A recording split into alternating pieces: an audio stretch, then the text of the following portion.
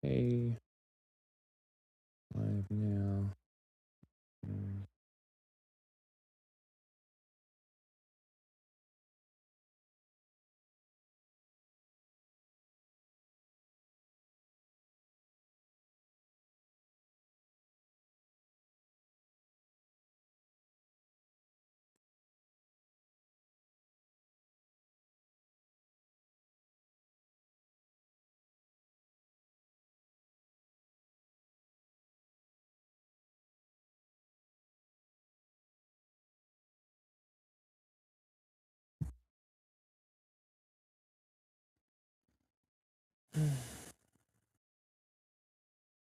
All right. Send it off. Lines in Minneapolis. Homeland Security officials now say that the two federal agents who fired shots in the death of U.S. citizen Alex Preddy have been on administrative leave since it happened on Saturday. That contradicts a prior comment from Border Patrol official Gregory Bovino, who had said the agents had been transferred but were still working. They have not been publicly identified. It follows Trump aide Stephen Miller suggesting. Is it echoing? I wonder.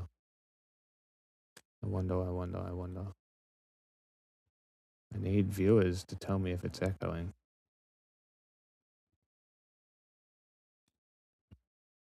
Yesterday that the agents may not have been following protocol before the shooting. Secretary of State Marco Rubio today defended the Trump administration's military operation to seize then Venezuela. Okay, great, we're good. No echo. Everything sounds good. Venezuelan President Nicolas Maduro. It's just appearing before the me, Senate Foreign Relations Committee. Rubio said President Trump had acted to take out a major national security threat to the U.S.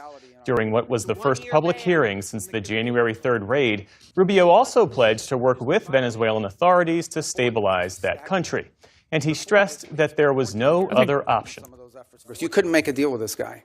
Okay. This guy has made multiple deals. He's broken every one of them. It's not going to be like from one day to the next, we're going to have this thing turn around overnight. Fine. But I think we're making good and decent progress. I'm going to turn it down a little bit. Democratic Senator Tammy Duckworth pressed Rubio over the administration's decision to invoke a wartime law when entering Venezuela.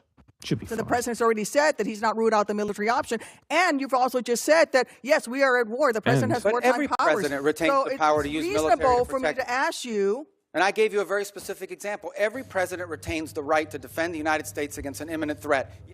An imminent During his threat? testimony, the Secretary of State also tried to ease concerns among Democratic lawmakers about the administration's approach to Greenland, NATO, Iran, and China. The Federal Reserve is hitting the brakes on interest rate cuts after three cuts last year. It comes despite relentless pressure from the Trump administration to lower rates even more. Wow, what's the bet that Trump had been pressuring them the whole time to continue to drop interest rates to make it look like the economy was doing good. But instead of the economy actually doing good, the economy is doing fucking awfully, and Trump is just using his pressure to generate his unreality into reality. I think that's more likely than the interest rates were dropping because Trump magically did something that was good. This afternoon, Federal Reserve Chair Jerome Powell said the economy's outlook has clearly improved since the Fed's last meeting in December. That's despite stubbornly high inflation. And he signaled that Fed officials see little reason to Monster rush should sponsor us. You know, the economy is growing at a solid pace. The unemployment rate has been broadly stable, and inflation remains somewhat elevated. So we'll be looking to our goal variables and letting the data light the way for us. Powell was asked about his appearance last week at the U.S. Supreme Court for a hearing into the Trump administration's efforts to remove Fed Governor Lisa Cook. Powell called it, quote, perhaps the most important legal case in the Fed's 113-year history. Weather officials are warning of what they're calling the longest duration of cold in several decades for parts of the southern and eastern U.S. Many areas remain covered in ice following last weekend's storm that has now claimed at least 50 lives.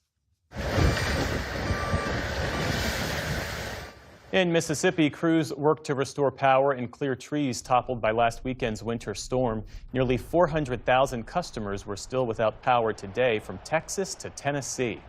Further north, in places like Pennsylvania, many people... Wow, that's crazy. all the way down to Alabama. People have been waiting days for their streets to be But my climate change or global warming, says the idiots. plowed. That's as another significant winter storm looks set to hit the eastern U.S. this coming weekend. For the first time in history, a woman now leads the Church of England. Archbishop Sarah, Cringe. we welcome you. We welcome you. One Sarah of us. Mullally was officially confirmed as the 106th Archbishop of Canterbury. I double clicked. Fuck. Technical difficulties. Now I have to find it again. Where is it? Where is it? PBS News Wrap. Coming Boom. weekend. Another one. For the first time in history, a woman Another now leads one. the Church of England. Archbishop Sarah, we welcome you. We welcome you. Sarah Mullally was officially confirmed as the 106th Archbishop of Canterbury at a ceremony Who? today at St. Paul's Cathedral in London. The 63-year-old former nurse will serve as the spiritual leader for some 85 million Anglicans around the world, though King Charles remains supreme governor of the church. Mullally takes over amid divisions on issues like the role of women in the church and its treatment of LGBTQ people. And while her legal duties begin today, she'll start her public-facing work after one final ceremony in March. Football fans are fuming over news that former New England head coach Bill Belichick is not going to be a first-ballot Hall of Famer. ESPN first reported that the 8-time Super Bowl champion fell short of the required vote threshold in his first year of eligibility. His longtime quarterback, Tom Brady, told a sports radio program, "I don't understand it." 3-time Super Bowl champion Patrick Mahomes called the news insane. And NBA legend LeBron James called the snub disrespectful. Belichick's career was not without controversy. In 2007, he was fined $500,000 after New England was caught filming signals from an opposing team. Wrecked. The NFL will formally announce this year's Hall of Fame class on February 5th. Amazon is cutting about 16,000 corporate jobs and says further layoffs are possible. It's the second round of cuts for the e-commerce giant in just the past few months, and it comes a day after the company said it's closing the rest of its brick-and-mortar Amazon Go and Amazon Fresh stores. The online retailer has been slashing costs as it turns its attention to AI. Shares of Amazon ended slightly lower after the news. Elsewhere on Wall Street today, stocks mostly held steady after that Fed decision. The Dow Jones No. grows across the United States No over economy. the Trump administration's None. deadly immigration crackdown Banned. in Minnesota. We begin today's show looking at the Fuck recruiting off. practices of ICE, that's Immigration and Customs Enforcement. The Washington Post recently reported on an internal strategy document shared among immigration officials that details plans to spend $100 million over a one-year period to recruit gun rights supporters and military enthusiasts through online influencers and geo-targeted ads. Wow. The article in the Post is headlined, ICE plans $100 million wartime recruitment push targeting gun shows military fans for hires. We're joined now from Tampa, Florida, by one of the reporters who broke the story. Become your Drew local Harwell Nazi is a now. technology reporter with the Washington Do you like Post. guns? Drew, welcome Do you want to to use them on Democracy brown Now! people? Explain exactly what you Join found, ICE who today. exactly is being targeted with this massive influx of money. Yeah, thank you, Amy. This is called a surge hiring marketing strategy document. It goes. Well, you see, when the Democrats pass a bill that gives ICE, how much was it? It was like $500 million or something, wasn't it? Something crazy like that. It was a stupid amount of money. How much money did ICE get from Trump's bill passed by Democrats?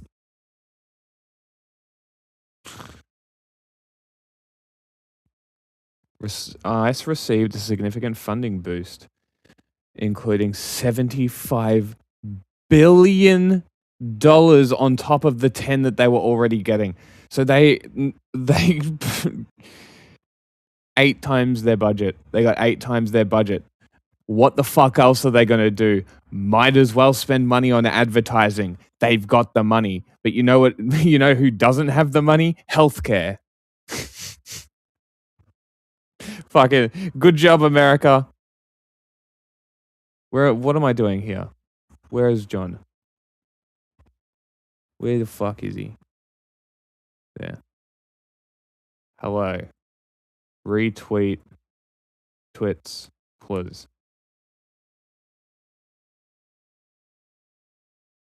Okay. Into extraordinary detail into the methods they want to use to reach more than 14,000 new employees for ICE to basically double the deportation strike force that they have on the street. How they want to reach those people is through social media marketing, real world marketing, right? Billboards and bus stops, kind of the classic traditional styles of advertising, but also through these unusually precise techniques that would include geo-targeting. So they would basically create a fence around gun shows, UFC fights, NASCAR races, military bases, to really try to identify who are these people who would be interested in becoming new soldiers for their fight against immigration. If you can talk about the language and imagery of these recruitment ads, most of them seem to rely on, to say the least, jingoistic and xenophobic wartime rhetoric and symbolism, where joining ICE is seen as performing a, quote, sacred duty of, quote, defending the homeland and expelling foreign invaders because America needs you. And then there's the overt references to white supremacist messaging less than 2 days after ICE agent Jonathan Ross fatally shot Renee Good in Minneapolis. Multiple social media accounts run by the Department of Homeland Security posted a recruitment ad for ICE captioned, "We'll have our home again," with the image of a man in a cowboy hat riding a horse in a snowy field. The caption referencing the title of a white nationalist song that's popular in neo-Nazi circles. Right. Last year, an ICE recruitment post on Homeland Security's X account showed an image of Uncle Sam at a crossroads with signs pointing to cultural decline, homeland, and invasion. The post was captioned, "Which way, American man?" which echoes the title of a white supremacist neo-Nazi book, Which Way, Western Man, more recently adopted as a popular far-right meme. Can you talk more about these white supremacist messaging in government posts? Yeah, if there was one slogan that seemed to have some connection to neo-Nazi spaces, it might be a coincidence, but we've seen a pattern of... It might be, he says. It's just a funny coincidence that Stephen Miller quoted, he didn't quote, he plagiarized Goebbels when he was speaking at his the celebration of Charlie Kirk dying by Erica Kirk and her crowd, which they turned into a political rally. Pretty disgusting. But like those people are in the government. That guy's running DHS pretty much. I think it's safe to assume they're probably Nazis. If it walks like a duck and it quacks like a duck. Of these kinds of, songs that were popular among these very far-right circles, messages, even kind of visual styles that you would see in memes that, once were kind of 4chan, far-right, extremist memes that are now being, trafficked by the government. And so, the DHS has defended themselves as saying, you guys are grasping at straws. This is all a coincidence. But I think, there's a pattern there that people are really seeing. And, the broader message on all their advertising is, as you said, they are characterizing this as a war against foreign invaders. They are not subtle about it, right? They're really using militaristic language to frame this as a battle of good versus evil.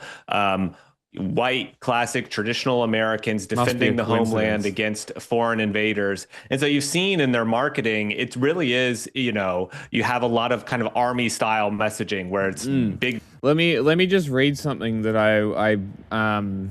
there was a dude who I saw post, and he was like, "Oh, I'm a veteran. Give us our orders, Trump. We'll do whatever we want." So I went through the comments looking for someone who was like, "I'm also a veteran. You're a fuckhead," right? Basically, and I sent the Army oath of enlistment, I believe it was, which is the same as the oath of office. Give me a minute.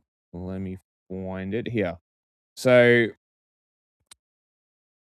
he goes, I'm a veteran MP, and there are a lot more of us who didn't buy into this ICE bullshit. So I go, hey, I asked him, but I doubt he'll respond. So could you tell me whether orders by the president supersedes the oath to protect the Constitution, enemies, foreign, domestic, yada, yada, right? And I posted the picture, and for anybody who isn't aware of what the oath is, it says, I will support and defend the Constitution of the United States against all enemies, foreign and domestic, that I will bear true faith and allegiance to the same, and that I will obey the orders of a president of the United States and the orders of the officers appointed over me according to regulations and the Uniform Code of Military Justice, so help me God. Okay?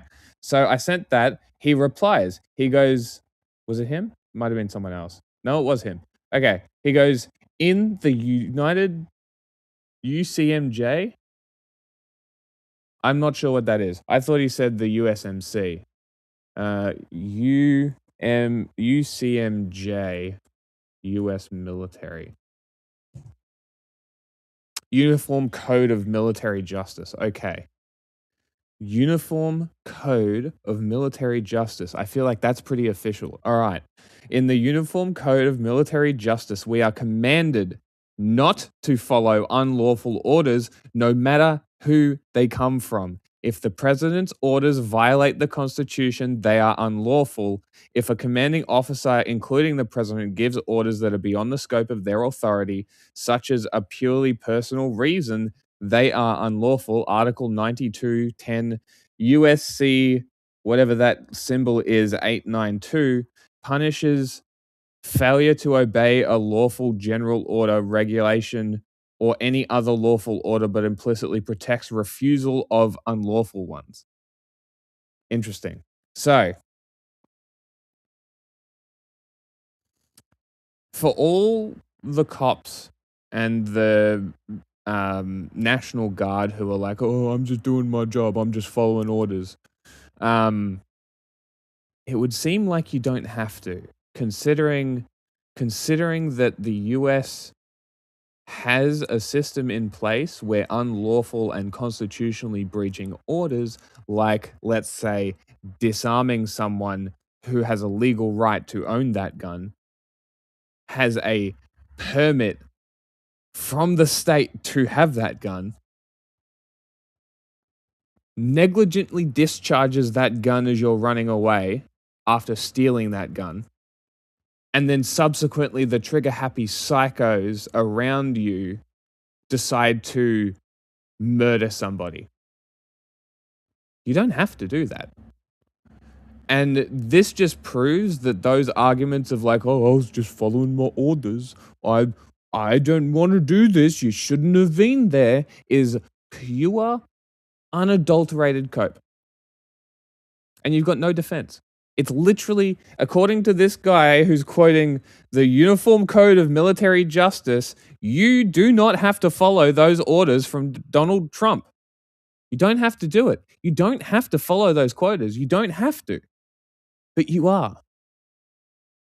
So what does that make you? What does that mean? If you don't have to follow the orders, but you are happy to do it anyway, up to and including executing American citizens while breaching the Constitution, specifically the Second Amendment. And this is purely an appeal to people who actually give a shit about this stuff, of course. So, like, maybe you should have, maybe you guys should have a little bit of introspection here and have a little bit of a think about what your actions are doing here and what the kind of justifications that you have to go through in order to continue living with yourself while doing this shit. Guys with guns on the border, repelling the hordes. Or you have this more classical Americana, almost wartime propaganda from World War I style of advertising, where, it's these kind of classic white Americans who are defending the West, moving out into the frontier, kind of fighting the horde. So this style of marketing is very new, even for ICE. ICE has not really gone to this level of aggressive, jingoistic messaging, but and they're spending a lot of money on it. So you're just seeing it everywhere on social media now. And the question is, who are they trying to attract? Why are they using this messaging? Are they going for people who are really trying to crack some skulls and defend this, what they think is the American way of life? Is that kind of why they're framing it this way? Drew, Congressmember Raskin recently wrote to Homeland Security Secretary Noem for ICE recruiting records, asking how many pardoned January 6th insurrectionists have been hired by your respective departments. You know anything about this, Drew? I've seen that letter, and this has been a question, because part of what they're trying to do is attract so many people. This is a department that has tried to backfill attrition over the years, but they've never tried to get thousands of people all at once to go out on the street. So they're changing their standards for who they feel is qualified to come in. And so the question is, are they changing the standards to such a degree that they're allowing in people who are untrained? This is something I hear from people inside ICE and DHS all the time. We're bringing in people who are untrained, who don't have law enforcement background, or mistrained, or just want a badge and a gun, right? And just want to go out on the street and rough people up. And so there's a question of, are these people that you're getting in hardcore partisans who are in it for the glory of combat, or are these people who are going to come in and really follow the law and try to be nuanced and niche about it, or do they just want to crack? It's really skulls? Interesting about the cutting back of training. Senator John Warner recently said that the cutting back of training was to 47 days, which is way less than it used to be. And he was saying that it's 47 for the 47th president, Donald Trump. But if you can talk about the benefits that ICE is offering recruits and the ways ICE is sweetening the deal, this is a 5-second snippet from an ICE ad on Google that promises a bonus of up to $50,000 and student loan forgiveness. We found out, I hope that they actually go into this, but we found out that this is over a period of time, and if they leave, they have to pay it back, which is very funny. ICE with bonuses up to $50,000 and generous benefits. Drew Harwell, can you comment on this? It's a lot of money, and it's attracting people, right? I mean, some of these deportation officer jobs start at $50,000 salaries. So they're really trying to throw money at people to get them in the door. But also, the people who are coming in may not be qualified to be in the door, right? And, if you're giving them less training, 47 days of training, just because it's an arbitrary number that you like because of the president, are you removing that, standard that's going to make them quality recruits just to satisfy this other metric? Now, hey, if you bully them enough, they might quit, and then they'd have to pay the money back. This is hilarious. So, if you harass them enough that they get sick of being called cowards and pussies and cucks and fascists and Nazis and foot soldiers and Gestapo, whatever, they might quit. And then they have to give the money back. That's so funny. And then we can laugh at them for having to give the money back. It's like, haha, you have to pay the government now. Haha, you took this shitty job, couldn't hack it, and then had to pay the government for the job. Good one, dickhead. Now, I know you have to go, and so I want to ask you a question you can answer in 15 seconds on a slightly different issue. And it's Nikema Levy-Armstrong. You're the tech reporter for The Washington Post. What the Department of Homeland Security put out, that picture where they changed her image as she was being arrested, she was just walking. Instead, they showed her crying. Yeah, they digitally altered it, right? And they put it out there without any kind of Weird. disclosure to demean her, basically, to make her look like, you know, in the real picture, she's standing tall, she's walking, and in the fake photo, she's just sobbing, tears streaming down her face. And, you know, it's a lie, basically. They are lying to Americans about what they're capturing, and they're doing it in a subtle way. You know, we've seen the memes from the White House that have been very bombastic. Trump in the fighter jet dumping poop on protesters. They're satirical, a little disturbing, but they're still, you know, basically a joke. This was, I think, even more disturbing based on the people I talked to because it was so subtle. And if you were to only see it from the White House account, which again, is a traditionally government account that requires us to trust them, asks us to trust them, you're going to get a completely false impression of the reality. So I think it's scary because it shows that if the White House wants to target you and manipulate your image, they'll do it. They don't seem to have any qualms about doing that. So I think that presages some scary things for the future. Drew Harwell, I want to thank you so much for taking this time. Technology reporter for The Washington Post, joining us from Tampa, Florida. Thanks for watching.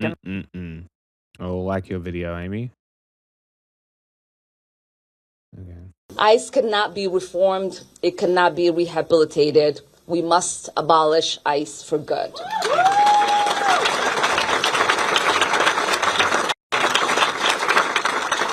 And DHS Secretary Kristi Noem must resign or face impeachment. That's fair.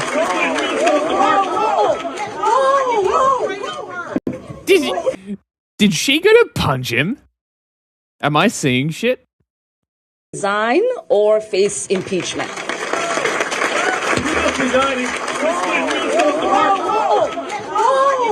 No, I think she was just talking shit to him. She definitely got sprayed with something. That's very strange. Kristi Noem must resign. Let's see that. In instant replay. Or face impeachment.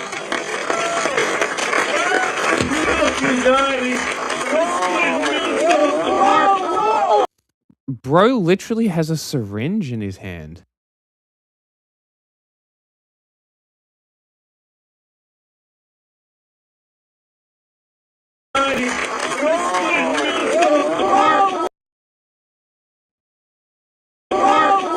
That was actually perfect.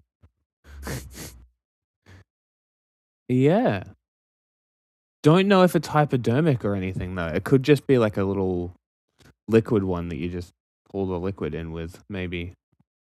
What a weird dude.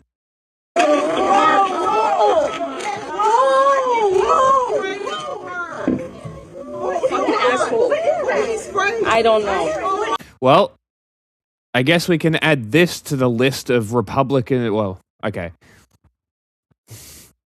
Won't do that. That is irresponsible and exactly what Republicans do anytime there's some kind of terror attack or any type of attack. We can add another attack on Ilhan Omar to the growing list of attacks on Democratic politicians. But surprisingly, there's very few attacks on Republicans. Makes you think, doesn't it? Oh my God! Oh my God! He sprayed something on. It's going to be so interesting to see what this guy comes out. Did she say it smells? It's not about him. It's about your safety. Nothing on her. I need a napkin to know nothing. It smells. Ah, you know what it probably is? You know what it probably is? It's probably like skunk, the essence of skunk, odor skunk, or like some kind of shit like that. I guarantee guy was like, I'm gonna spray skunk piss on her, or like some kind of dumb shit like that. And he's like, I'm gonna show her this Muslim communist. But we'll see. I'm very interested to see what comes out about this guy. It's not about him. It's about your safety. No, he sprayed something on you. You need to go get checked. Yeah, and it smells terrible. president of the agency. ICE cannot be reformed. It cannot be this him here? rehabilitated. We must abolish ICE for good.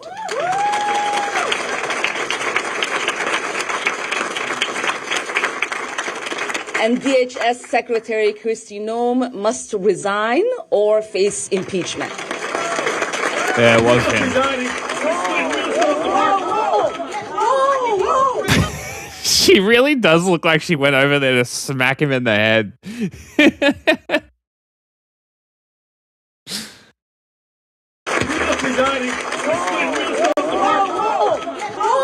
What did he say? She's not resigning.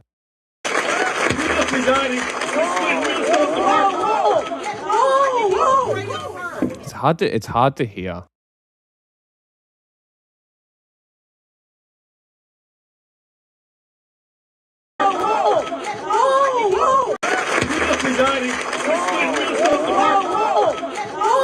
There's too much interference. There's too much noise.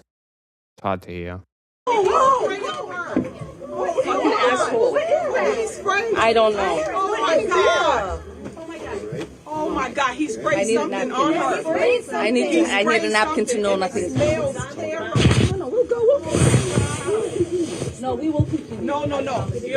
We will continue, she We says. will continue. These fucking assholes are not going to get away with it. You don't know what he did. Get him.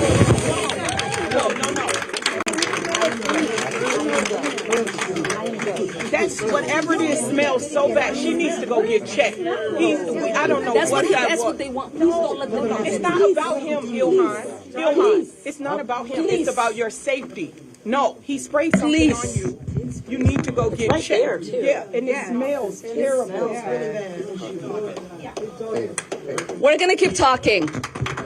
Just give me 10 minutes. Just give me 10 minutes. We're going to keep going. Keep it rolling. Please don't let them have the show. Please don't let them have the show. Here is the reality that people like this ugly man don't understand. Yeah. We are Minnesota strong, and we will stay resilient in the face of whatever they might throw at us.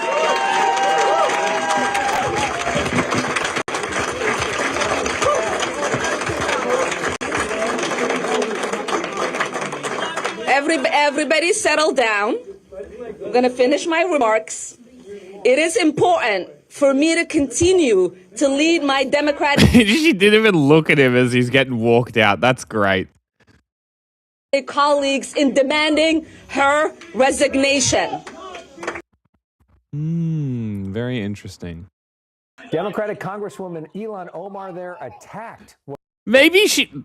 All right, I'm back on the camp that she did go over there to smack him. Well, speaking at a town hall event in Minneapolis Tuesday night, in the video, seconds after Omar calls on DHS Secretary Kristi Noem to resign, a man approaches her. That's 100% what happened. Seconds after Omar. Yeah, it doesn't look like it's got a needle in it. It also looks like it's got more in it. I reckon I'm pretty much bang on the money. I reckon it's like some kind of animal piss scent gland, some kind of shit like that. At a town hall event in Minneapolis Tuesday night, in the video, seconds after Such a bitch-made squirt as well. Omar calls a town hall event in come on, bro. You can do Tuesday better than night. that. In the video, seconds after Omar calls on DHS Secretary Kristi Noem to resign, a man approaches What a her, wanker. sprays an unknown liquid on her with a syringe. Kristi Noem must resign or face impeachment.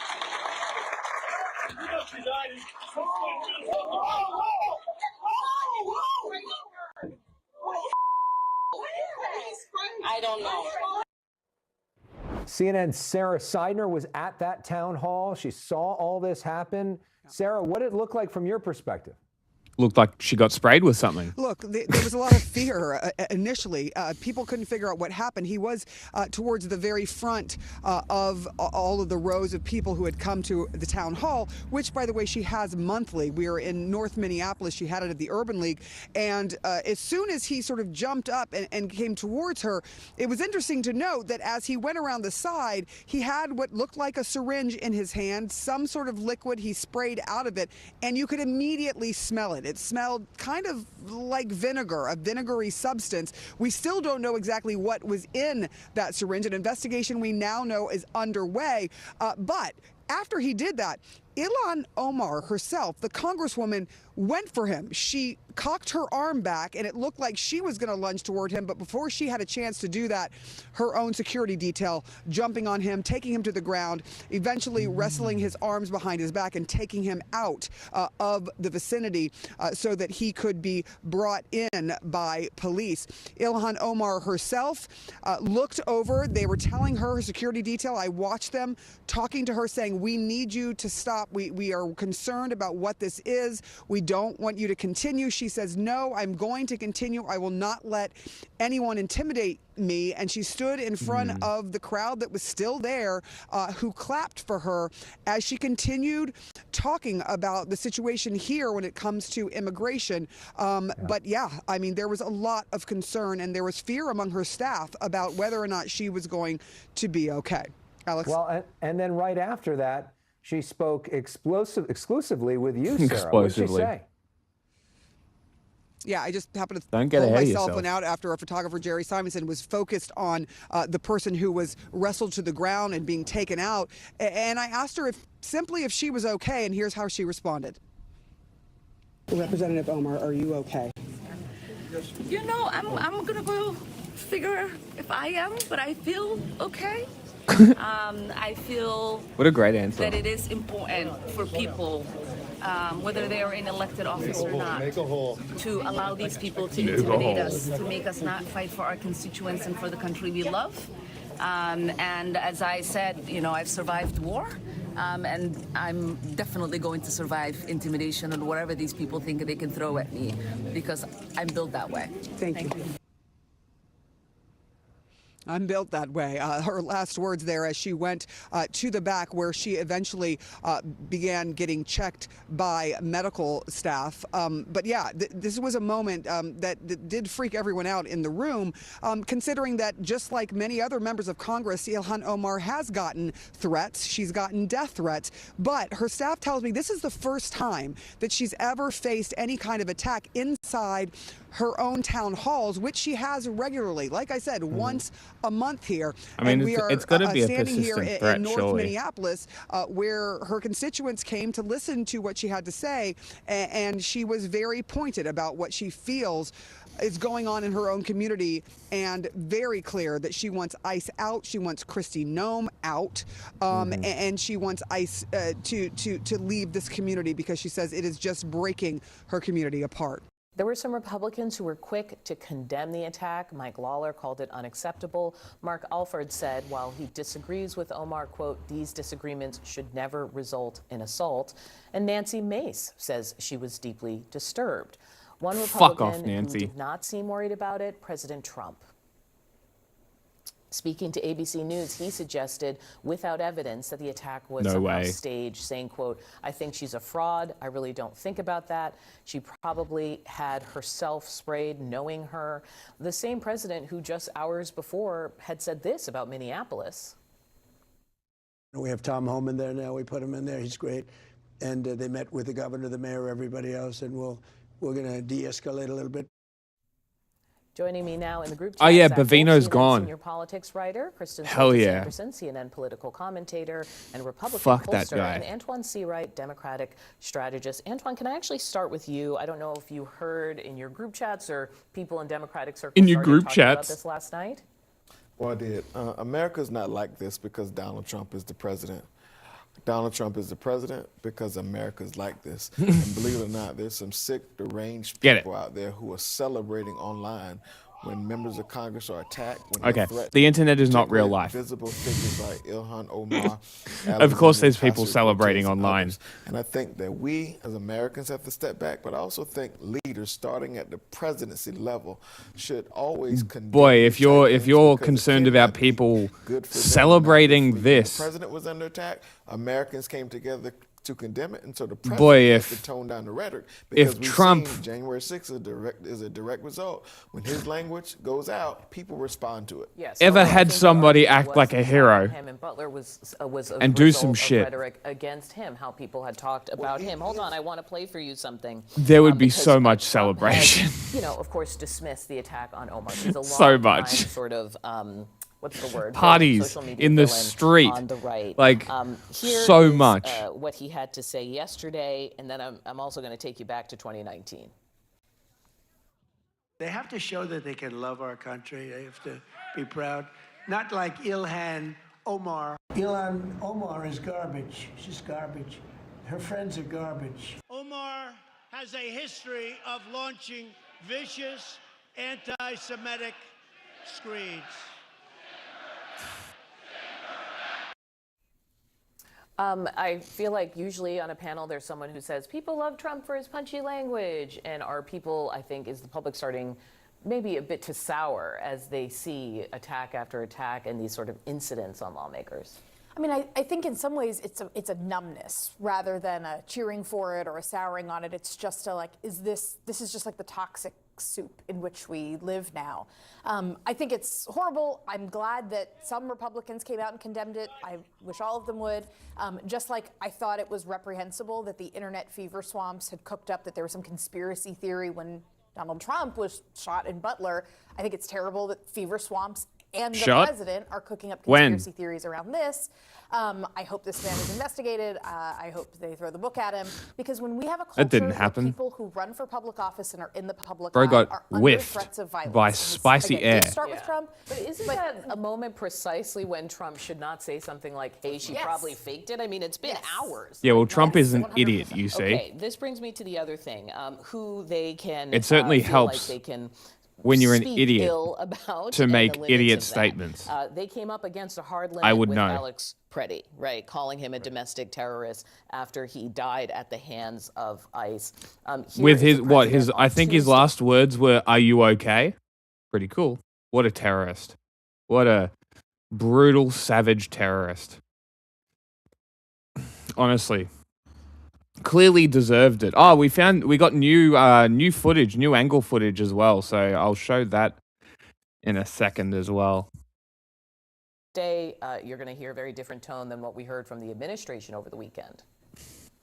Do you agree with the assessment from some of your own officials that Alex Preddy is a domestic terrorist or an assassin? Well, I haven't heard that, but certainly he shouldn't have been carrying a gun. But all of you hear that? Shouldn't have been carrying a gun. Fuck your Second Amendment, apparently. Open carry state, concealed carry permit. Go fuck yourself. You shouldn't have had a gun. Only people who should have guns, cops. Why? Because they got to kill you. Obviously. You can't fight back to oppression. That's not allowed. Look, bottom line, everybody. That's called treason. We view that as a very unfortunate incident. Is he wearing a single glove? Unless you're a stupid person. You're a stupid person. I mean, I think there are a lot of people who would like to see fewer people carry guns in the country. Shut up, nerd. Zader, who is live in Washington with the very latest on the Minnesota protests and what lawmakers are saying today as both sides, Doug, try to de-escalate the situation. Carly and Todd, yeah, good morning. maybe I President should Trump stop killing turn people. down the temperature now in Minneapolis, but if anything, this battle over immigration enforcement may be getting more heated. Take a look at what happened last night at a town hall event there with Democratic Congresswoman Ilhan Omar. DHS. You know, America is full to the brim with history of civilians fighting back against this shit. There's like literally dozens of instances of like battles of random fucking towns in the United States where, I don't know, one example is some veterans came back from the war, I think maybe the Civil War, give me a sec. I'm gonna find this story. Battle in U.S. where veterans defended town after war. Battle of Athens. In Athens and Etowah, Tennessee.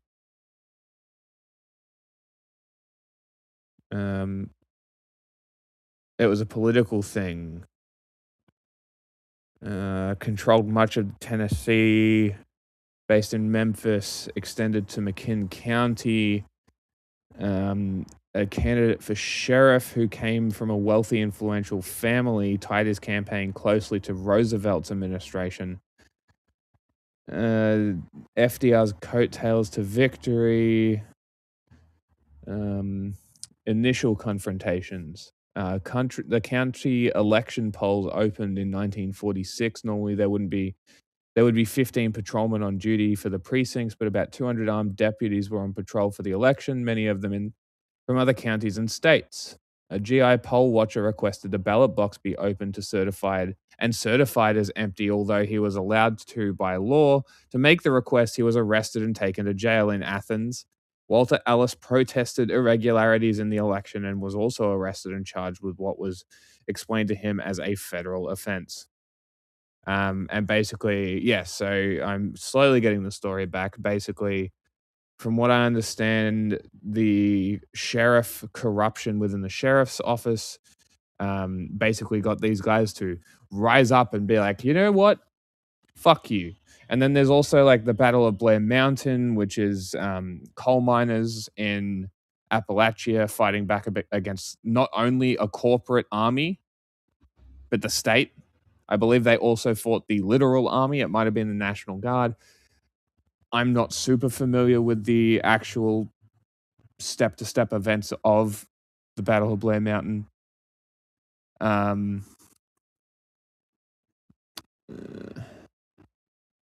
But there's a bunch of these things that have occurred within the United States where citizens have risen up against oppression within just their towns, their workplaces, and killed people because they refuse to listen and go as far as to utilize the state against them.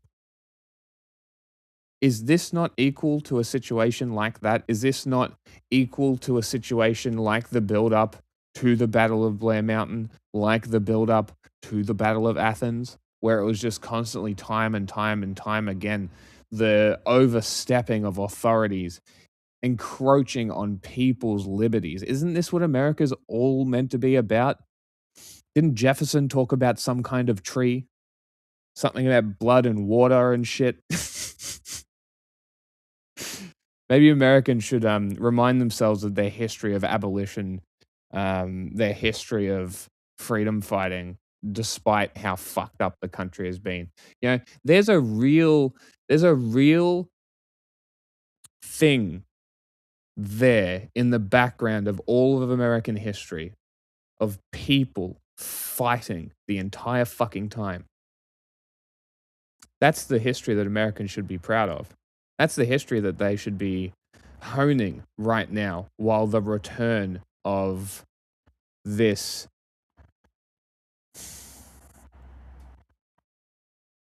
state oppression, state terror, Jacksonian state terror, if you want. I know it's not a direct comparison. It's not probably even a little bit comparable, but at the same time, state terror, genocide, not yet genocide, but maybe. I wouldn't put it past Trump. If there's child separation and that kind of shit, like in Vietnam, an argument could be made. I'm not going to make that argument. I'm not saying that there's genocide in America. Just yet.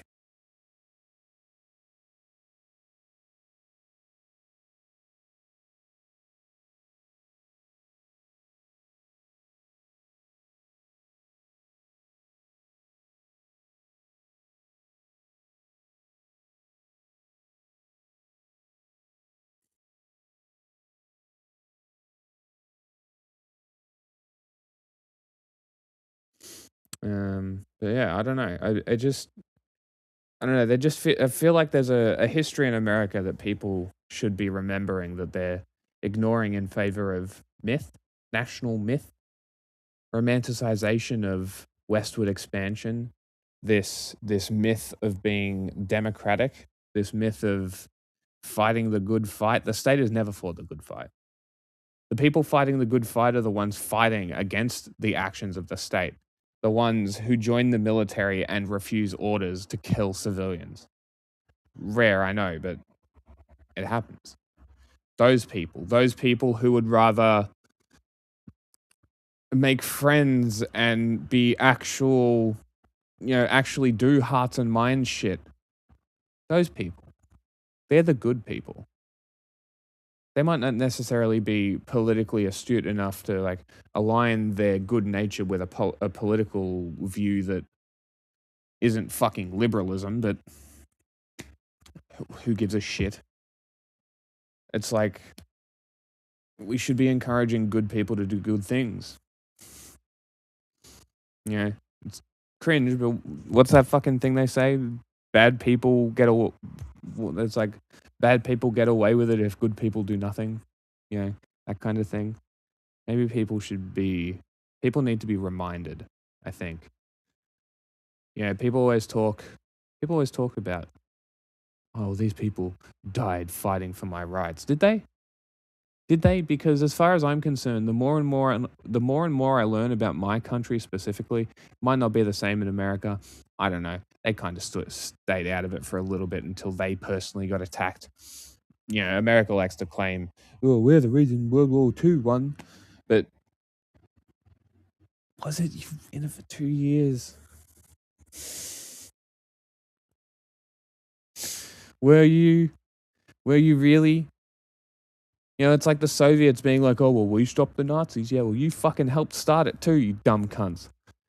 No good actors in World War II. You know who the good actors were? The ones helping victims. The ones on the ground helping people in the background who got no war honors. They're the heroes. The nurses who got no recognition. Oh, sure, the Army Corps of Nurses, sure, they probably got recognition. But like civilians who work in the factories to make sure that cunts had bullets and tanks to fight the war. Those people are the people who we should be talking about. Oh, you forced a child to die for your war? Cool. Thanks. We should be grateful, right? Secretary Kristi Noem must resign or face impeachment.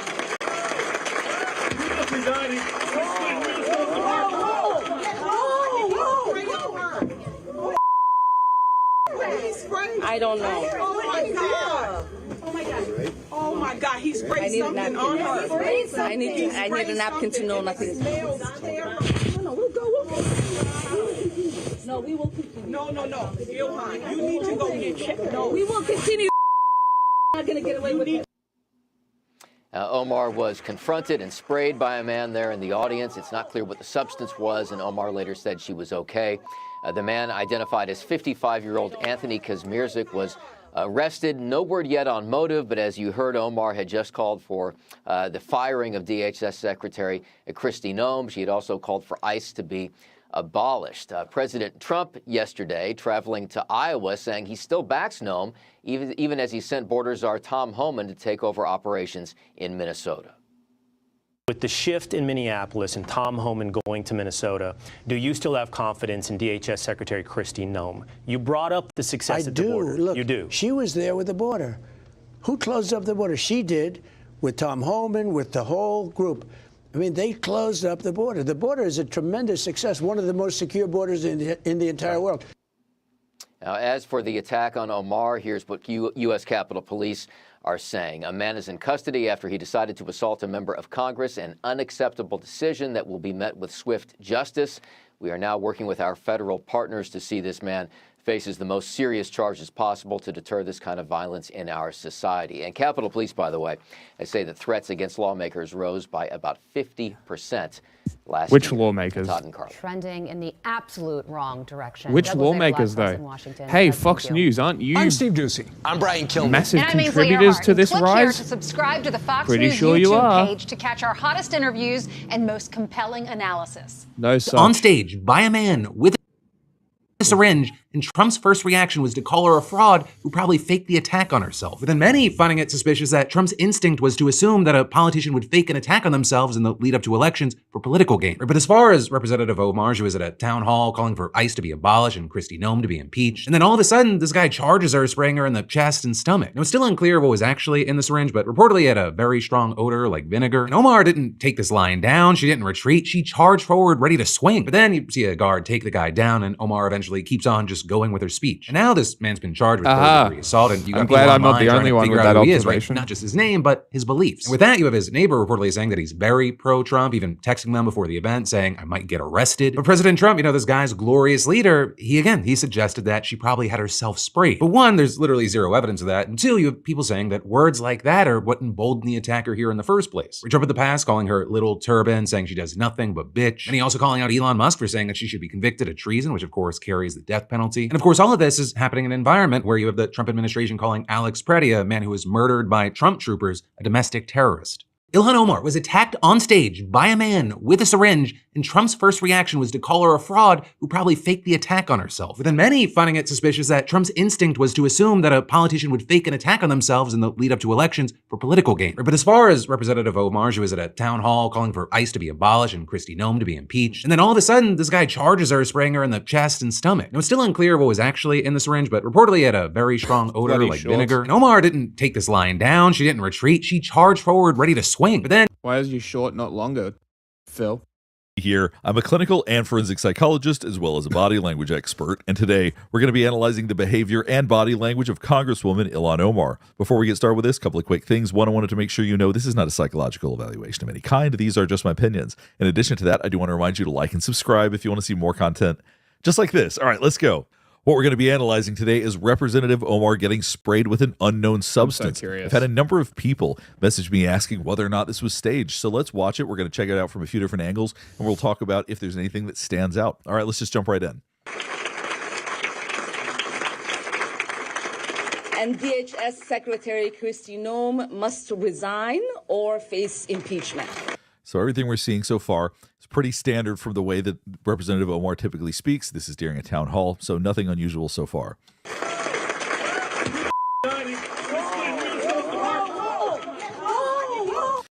All right, there's a lot to break down right here. So as you can see, someone walked up to her, sprayed her with a plastic syringe full of an unknown substance. Let's watch frame by frame exactly what happens and see what stands out. Must resign or face impeachment. If you notice that she looks up, she nods very briefly right before she gets sprayed. Now, the way I interpret that is that she glanced up and very briefly saw someone standing up, but that she decided to continue on with her statement. And DHS Secretary Kristi Noem. And this is very subtle, but I'll show you what I'm talking about. Noem must resign or face impeachment. That was it right there. This brief, and that was what I was referring to, this brief little head nod like that. I think that was just her noticing that somebody was standing up. Secretary Kristi Noem must resign or face impeachment. Now, this is where the body language starts to get very different than what I would have anticipated. I want you to watch her face and her body when she's getting sprayed. Like I said, we're going to look at this from a different angle, too. Resign or face impeachment. So there was a startled response. You saw her eyes close, but watch what she does next. So immediately she starts going towards the man. She raises her fist up like she's going to strike him. Watch.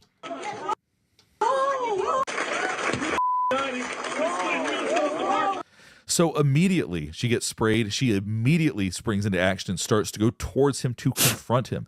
This is very unusual for this type of situation. Typically, when someone's startled like that, they have to make sure that they're okay. They got to make sure that they're not hurt. So the fact that her initial response was an angry response is not, it's obviously not impossible that somebody can have that response, but it's not at all what you would expect for a politician in a situation like this. particularly not somebody to actually go up and threaten to strike someone. So I don't know. Watch her right arm right here. She's a very interesting character. I feel like AOC might give a similar response, same as like a Marjorie Taylor Greene, maybe, but she also might even play it up like she's even more injured. I would almost expect from a Marjorie Taylor Greene type. But like, I would almost expect sort of someone who grew up from hardship not to necessarily shy away from conflict like that. Like, I don't know. I've met a lot of people whose first instinct when they get something happen like that is violence. And I say violence as a general term. It's not like, sure, she's a violent person because she's a Somali, right? It's like, I'm talking about the general concept of violence in response to being attacked. And I don't think that's necessarily all that rare either. But I'm also kind of talking out my ass. So it's like, I don't know, if anybody else, seriously, if somebody sees it, like, somebody sees this that has that response, I'm curious. What would you do in this situation?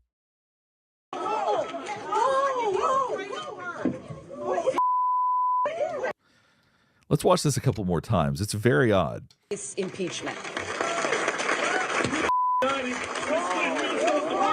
See, there was no expression of fear right there. We'll see that at a different angle. That'll give us a much clearer image of how she looked right when she got sprayed.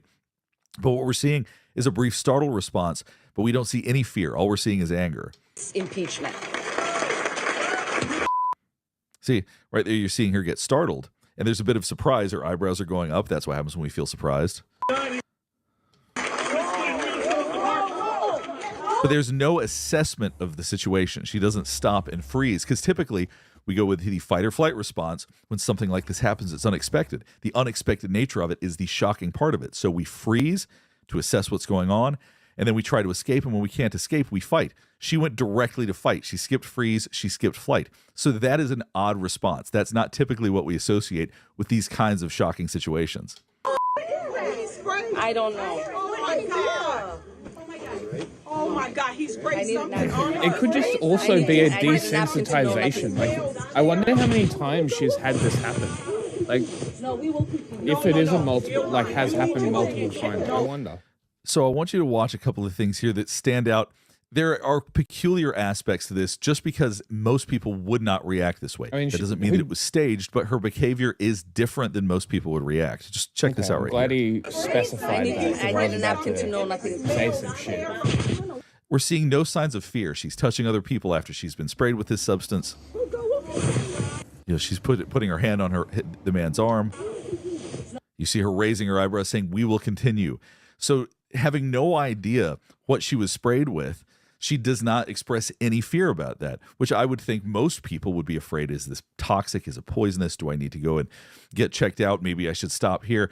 At this point, there seems to be zero fear. We're not seeing any expression of fear on her face at all.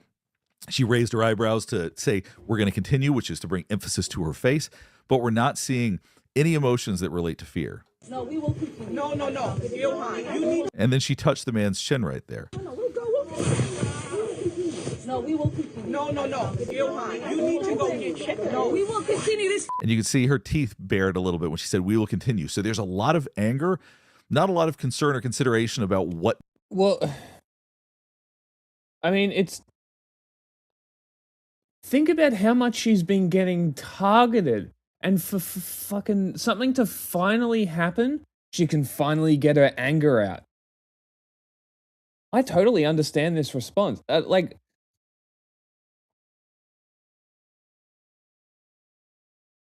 I don't know. It's hard to say.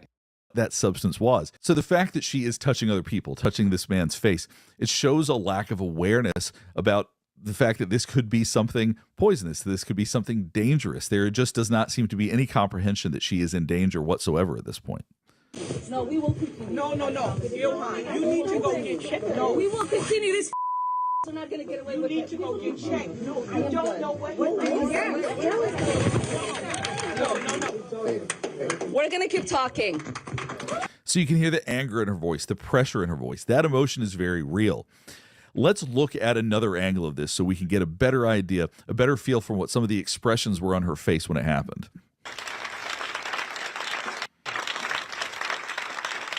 DHS Secretary Kristi Noem must resign or face impeachment. So right there where you saw her look up, that's when she noticed that somebody stood up. Secretary Kristi Noem must resign or face impeachment.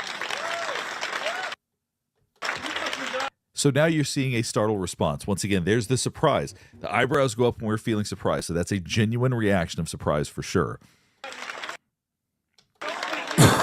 And then, as I pointed out before, she immediately springs action and goes towards danger. That's what's so peculiar about this, because typically, like I said, we go through freeze, then we try to escape, and It we is can't an escape, interesting then we fight. response, but I she goes understand it. directly into fight.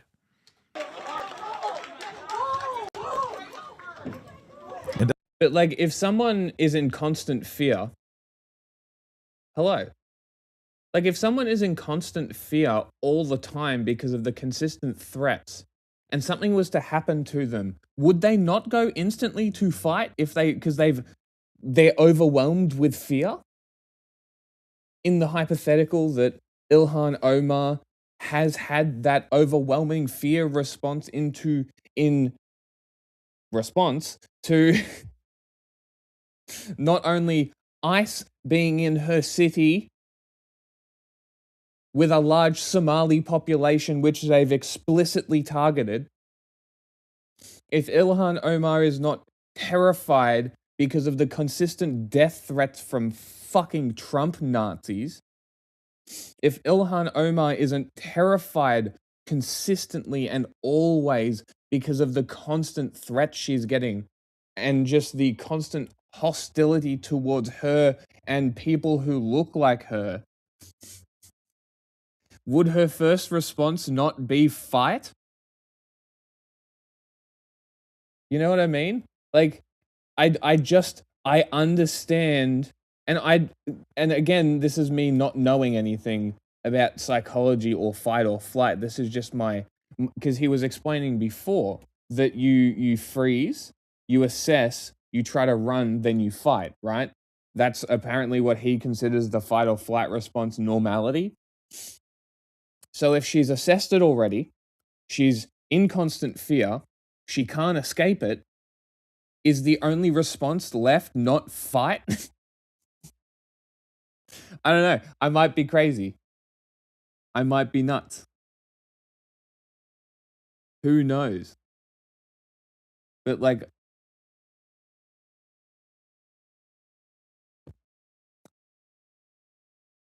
to me, I make a pretty good argument. That was a very brisk walk. That was not an attempt to demonstrate fight. She was directly in fight. She went directly for him. And like that is exactly what I said when I first... What's fawn? Explain. Elaborate, please.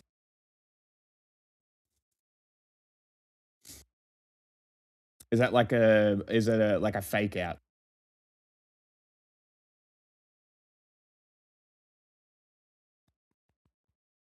Because like when I first watched it, because I hadn't seen the footage, I was waiting because I knew that she got attacked. I heard she got attacked. I saw the guy, but I hadn't seen any footage. Ah, interesting.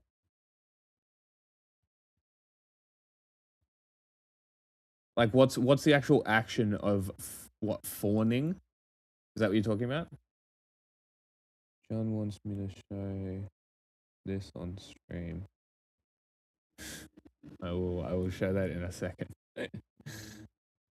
When someone feels in danger, sometimes appeasing. Okay, yes. Okay. Yes. Giving into inherently avoid the worst consequences. Yes. Okay. Gotcha. Gotcha. Okay. But like, yeah, okay, so she wouldn't know him, so there's no real situation where that would be applicable here, I don't think.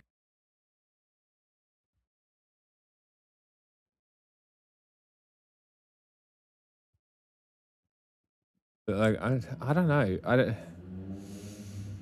I feel like he's ignoring the fact that she's in relative consistent danger. Even if like empty threats or not, it's a persistent looming threat of danger. Like that's what death threats are for, is to create fear. We will continue this. Did you get Link? Yeah, well that's the other thing, right? There usually isn't. So I don't know. Maybe she saw the opportunity because he was out in the open. She's like, "Oh fuck yeah, I'm gonna smack this cunt." Yeah. But that's what he was saying, is that she didn't freeze at all, which is what he says is strange, or he wants to assert is strange. That going straight to fight, and I'm arguing that because of the constant death threats and shit, she's in constant fear, thus skipped all of those and went straight to fight because she's got all this pent up fear that she needs to get out. And if she can't run, she fights. I don't know. I'm just a girl. Yeah, that's the other thing. It's really dependent on the person. And I can't call her up and ask her. So all I've got is assumptions. Yeah, well, that's another thing that I forgot to get into, was that because of the constant fear, the constant threat, the death threats, and all that shit, she probably is on high alert and just was like, fuck it, fuck this guy. Just got a massive wave of anger from all of this stuff, and was going to take it out on him. See, so this was a pure anger response. So as she's saying, we will continue. Eyebrows furious. down, baring her teeth. She is very angry, and that's legitimate. That is real anger right there. Now we're going to look at one last angle. Impeachment. So we saw that startled response once again. Once again, real anger right there. No question, that was an angry response. This was not fake anger. She was mad. Oh, for sure she was told to. And she's going to keep doing it too. So you see other people around her. You can see fear. You can see sadness. You can see people that are shocked. She does not show shock. She just shows anger. Because as you can see, she raises her hand up to the man. She is absolutely furious right now. All right, let's go and wrap things up here. Hopefully this is helping you better understand some of the behavior and body language that we observed. So to answer the question, was this staged? Well, what we saw what appeared to be an authentic startle response, and we saw a lot of anger. There was a very real anger response there. What we didn't see was we didn't see her freeze. We didn't see her afraid. There was no consideration for whether or not the substance was toxic. Wait, she was attacked in the street? Seriously? When did that happen? What?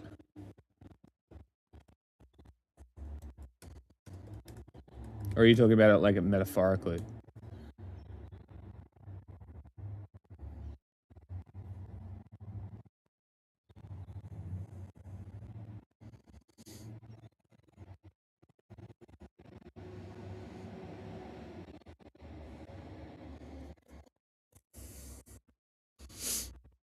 Interesting. People are tying it directly to Trump.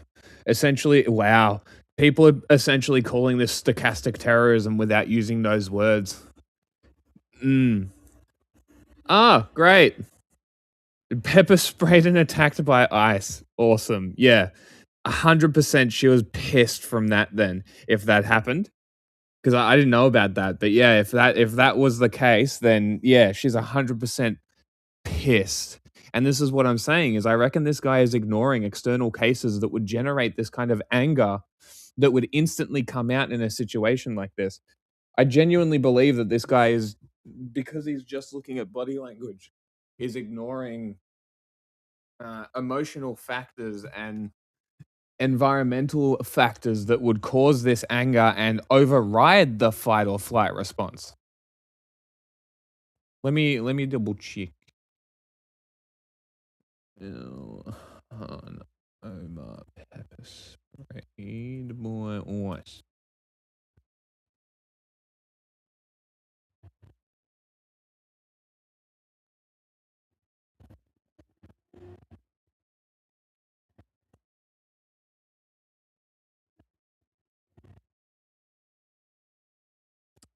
This is dominating the headlines. It's not going to be possible to find.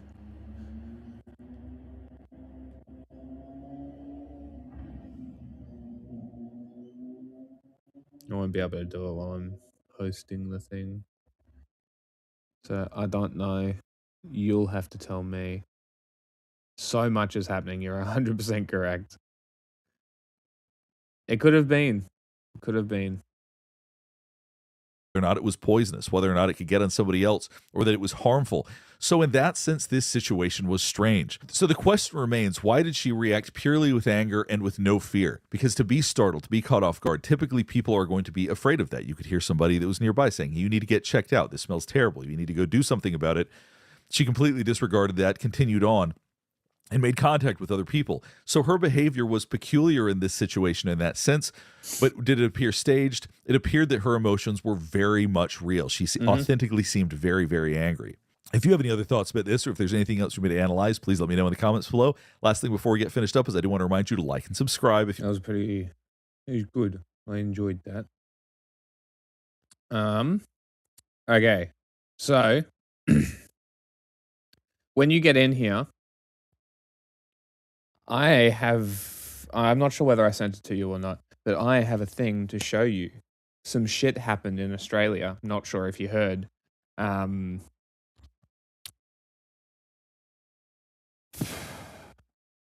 But yeah, it's got to do with an IED, which is cool. Very cool. So, hurry up. Yeah, I wouldn't be surprised if she had practice as well.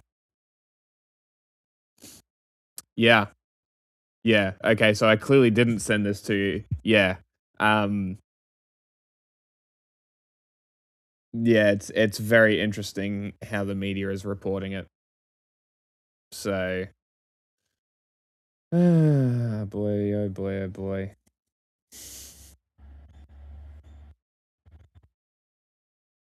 It is something, let me tell you.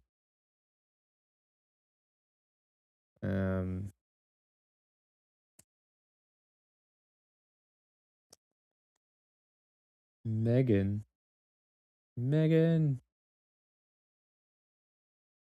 Let me see if I have some playlists, shorter fun videos that I can play in the meantime.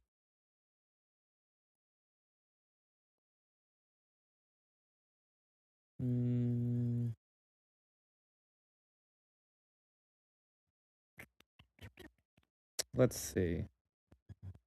Yes. Yes.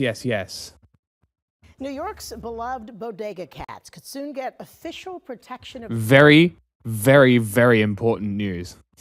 their own. A bill moving through the state legislature would establish health and safety standards for cats that live in retail stores. Hell yeah. This news reporter Lindsay Tuckman has more.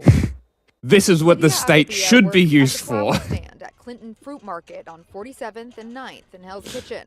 Her partner in crime is the bodega's resident. What an adorable kitty. Animals are love. Animals are happiness. I agree. Get a dog though.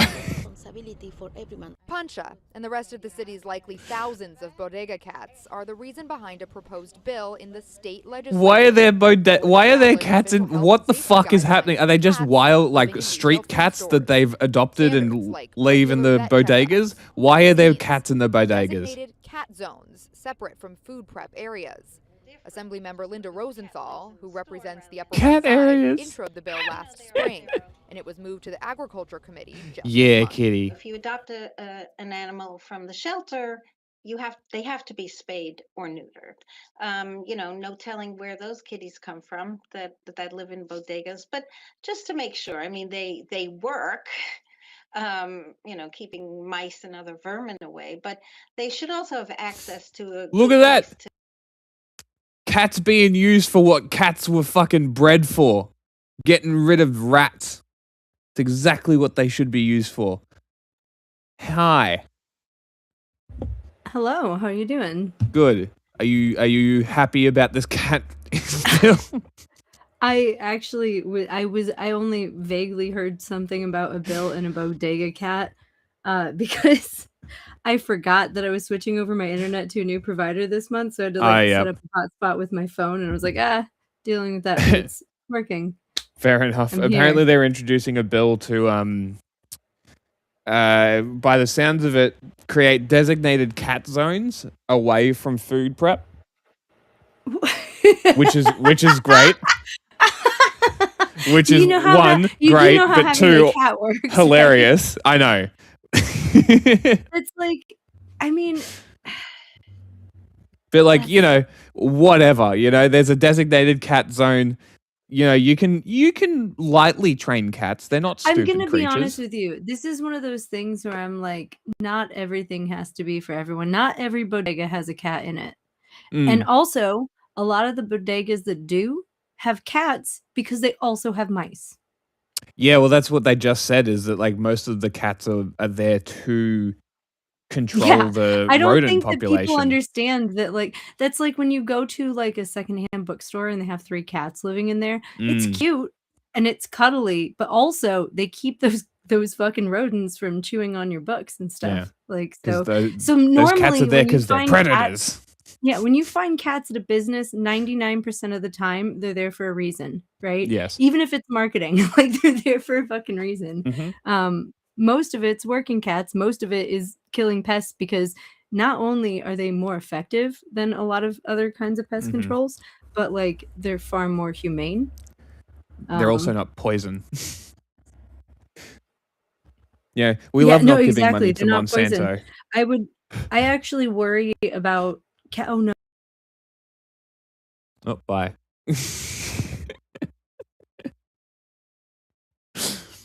Monsanto's got it.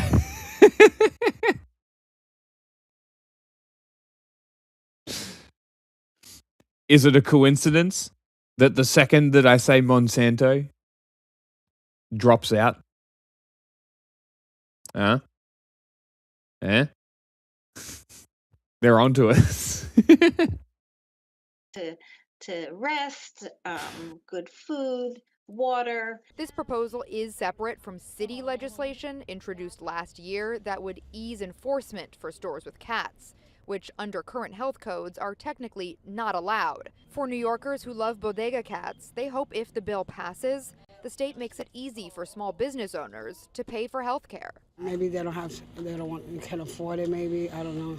But it's something that they could probably make a collection, or some people could voluntarily help out. That's a good idea. Mutualism. This is great. Love this. You like your cat in your bodega? Pay for it. Donate. Donate to your local bodega to help the cats. In Hell's Kitchen, Lindsay Tuckman, Channel 7. Thanks, Lindsay. In the very early morning hours. Oh my god. Not now. I will save this video though. Oh, it's already saved. We back? You were saying? Oh. Got a blank. Weird. Still weird. Never seen that before. Very strange. Huh.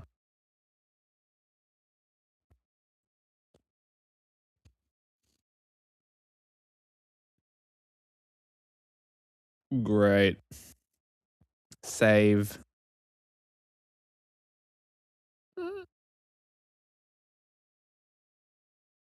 Save.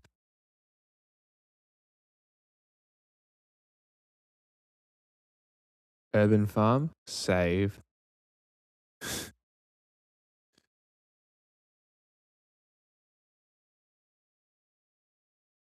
Save.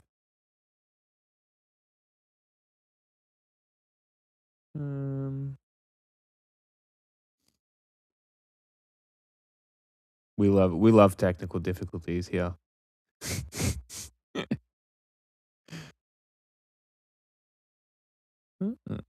This looks fun. Yeah. So, yeah, ICE just killed another American. Just shot him 5 times in the back. All right, I'm gonna wait for her to get here for that one.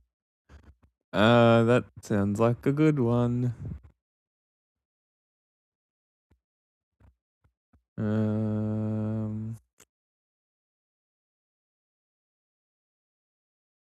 Let's do this one. The guys with 30 ads. Oh, Badook.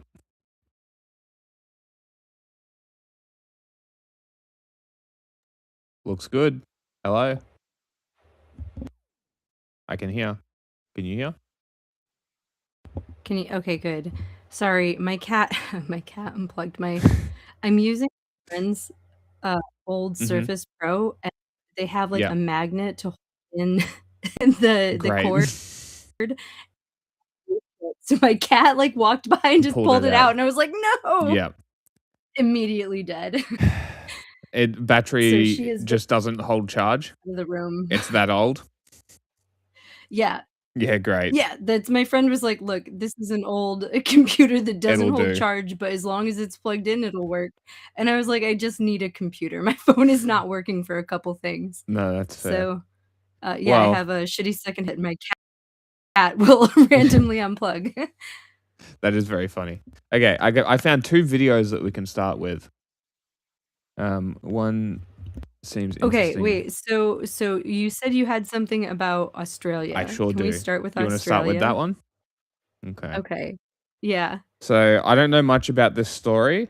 All I know is that what seems like a Nazi threw a bomb into the What the fuck? Aboriginal protest in Perth. Yeah. Holy shit. It did Oh, not go wow. off. No, I didn't hear this.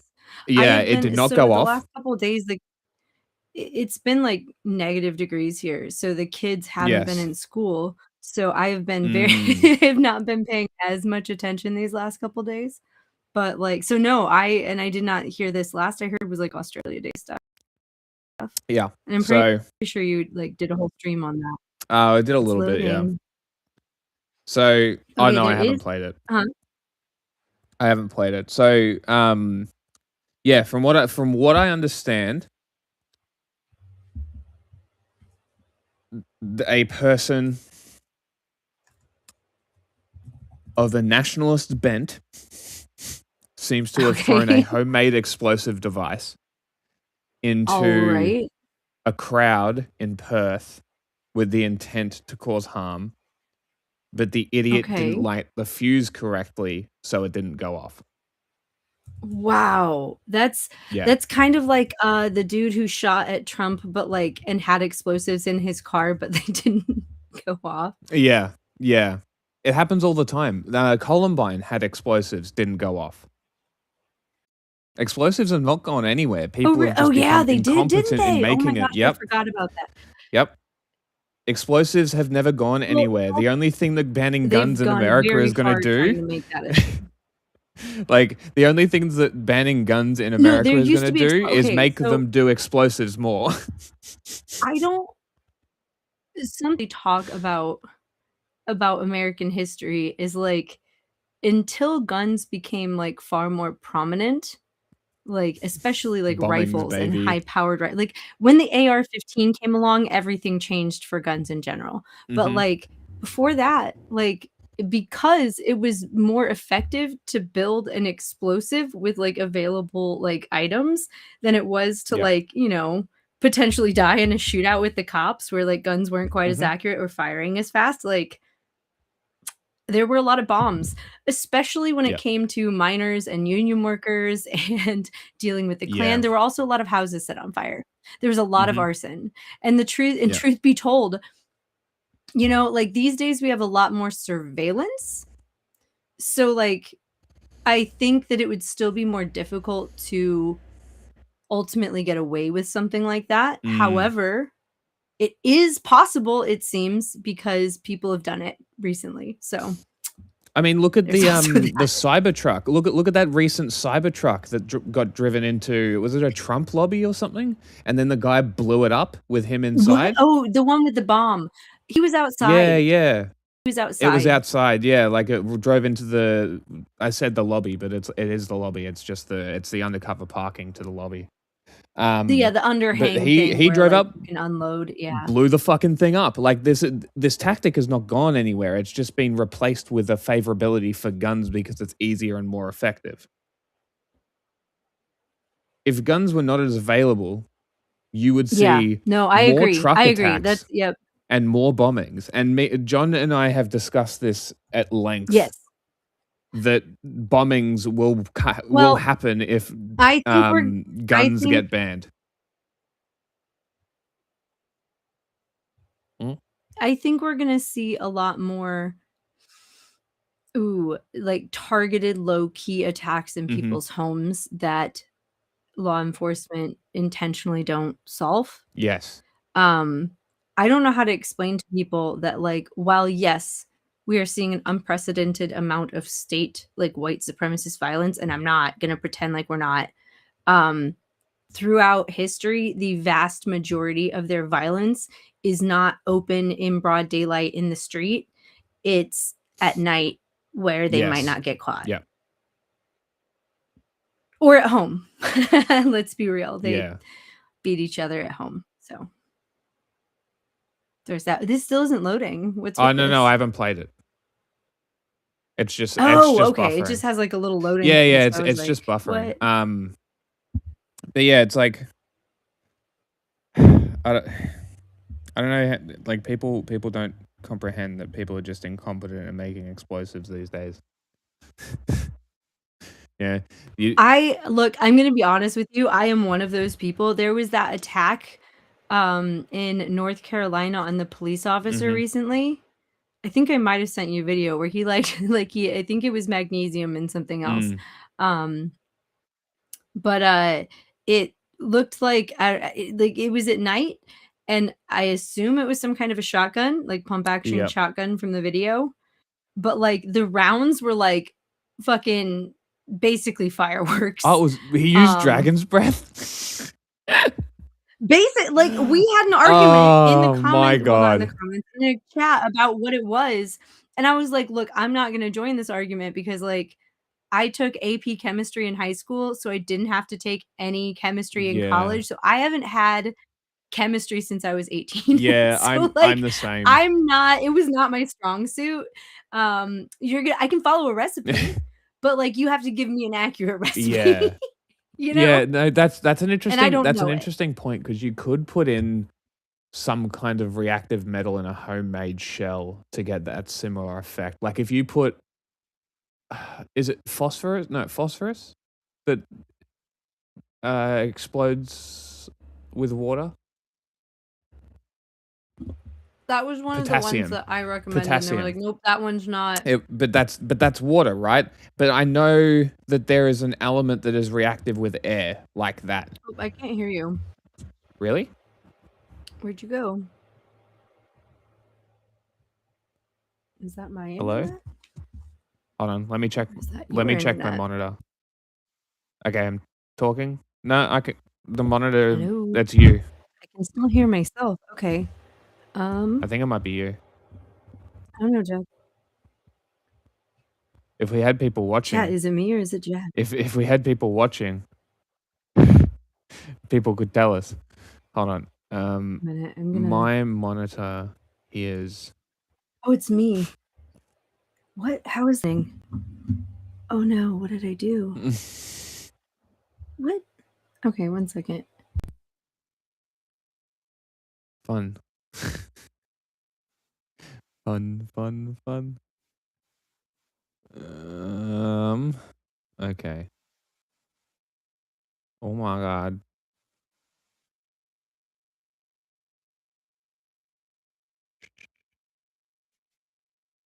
I'm just setting up all these videos. Good evening. Boom.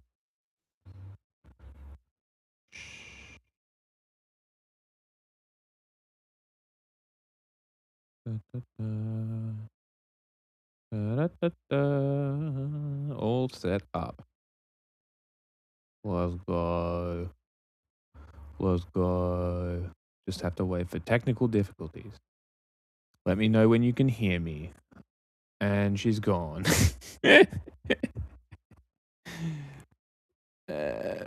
Back to something else. Oh, she's back. Just a reset. Can you hear me now? Okay. Can you We're hear back? me? Yep. I don't know why it keeps doing this. Every Yeah, time I that was weird. plug in my headphones, it decides to mute you. Like it's Strange. showing me that the volume is all the way down. Hmm. Why is it doing that? I think I might be cursed. Okay, wait, say That's something. Hello? Oh, I figured it out. Okay. I don't Great. know. I think I have gremlins in my shit. I'm not allowed to Maybe. have the stream problems. That's funny. Well, I utilized the time to set up all the videos at correct volume so we can watch them and discuss. Wait. So, okay, so you have a bunch of them to watch. Okay, here we go. Yeah, you there's a should bunch. start the Australia one. In sheer numbers, they moved in. Can you hear it? Pushing the more than 2,000 strong crowd backwards out of Forest Place. Can you hear it? Yeah, I can hear it. Cool. What had started as a trouble-free gathering soon descended into chaos, with reports of an explosive thrown into the crowd. Because I reckon someone planted a bomb. Police taking the threat seriously, but panic moved through, with only some aware of what was going on. There was a device that was thrown into the crowd. The man that threw the device has been arrested already, and they're now claiming that there was a bomb that has gone off in a separate area of the city, but we're very unsure. Families in nearby Chinese shops whispers. also caught up in the evacuation. But we're very unsure. Stores shuttered. She as does the not police look line panicked. Continued to push the crowd away. She does look worried though. For most of those gathered, there's a sense of confusion, not knowing That woman exactly behind him what doesn't the seem very safety panicked. threat is, No. why they're being moved away from Forest Place. Well, there you go. It seems like a lot of them don't even know what's going on. It's very Australian. Well, yeah, I feel like no one. I mean, it's like that one guy after the Bondi Beach shooting that was like, oh, that's not good. It was like far away. He's like, oh, is that gunfire over there? That's not good. That's not good. The police what's going on. They've said that there's some kind of threat and they have to clear the square. But I'm really disappointed in the communication. The major police operation prompting I'm very anger from disappointed those in at the you. Invasion Day rally, believing their message Oh, was it's- being silenced. They were grabbing elders, aunties and uncles, taking them away from their place to speak. I feel sad that our elders are once again being silenced. A few hours later, the police commissioner revealed exactly what had prompted the emergency operation, confirming a device the size of a coffee cup had been thrown from above towards the stage. The device Towards the that stage. was located just in front of the stage area contained ball bearings, contained screws, and those items were wrapped around an unknown at this stage liquid in a glass container. A police cordon set up as forensic officers carried out their investigation. This was responded to as a mass casualty event, a potential mass Sounds like casualty someone event. passed like that 31-year-old egg drop test when they weren't supposed to. Man from Warwick arrested. You know A when you do the house thing is where you now pat being a little egg? searched. Yes. Invasion Day protesters eventually able to carry on with Oh their my God. march. heading through the city streets, calling for justice for First Nations peoples. Among them, Natasha Ugal, whose husband died in a cell in Hakea. You know, on this day there was, massacres all throughout Australia, and for us to be still celebrating on this date, it's a big slap in the face to all us Indigenous people. Authorities not declaring what happened in Forest Place a hate crime, but sending this message. That a peaceful protest was targeted in this fashion runs against the very heart of what it means to be Australian. Jamie Freestone, 9 News. Let's go live now to Amber Wilkinson in That was a very deep breath in. Yeah, it was. That was strange. Warwick. Amber, heavily armed police are at the property tonight. Yeah, they are, Michael. We've seen the TRG here, as well as members of State Security Investigation Unit. We've been here for around 2 hours, and the team... I believe the TRG is the Terror Response Group, but just let me check. Tactical Response Operator of the Australian Federal Police, so it seems to be the Fed SWAT. Do you? Oh, look. Do you guys Look, they've have got a checkered flag? Do you guys have checkered flag caution tape? No. Yes. Okay, sorry. I'm like, Yes. wait, yes. Yes. We do actually. It's blue and white. Yes. What? Okay. Mm. You guys do know that that's like finish line tape, right? Look how cool these guys are. They're so cool. Yep. So cool. They really took that photo. They really did. And then they had a professional photographer take that too. That was a nice photo. Like, that's not from someone's camera phone. They paid someone to come in and tell them to pose like that. Amazing. Tell them that they were cool. And they were like, no, you totally look really cool. That's $1,000 for the photo shoot. All right, boys. Now put your guns up like this. I guess the joke's ultimately on you because your tax dollars paid for that. Paid for it? I know. Here showing no sign of wrapping up anytime soon. They're focusing their attention at a property at the back of this plot, and it's in relation to today's incident, but exactly what they're searching for or if they've uncovered anything That was a is weird unclear at this stage. And so far, no one has been charged over today's incident. And as this raid continues tonight, he's got does the forensic testing of that item that was thrown into the crowd, and that's expected to be finished in the next few hours. And as this raid, I have wait. What is he doing? Why is he wearing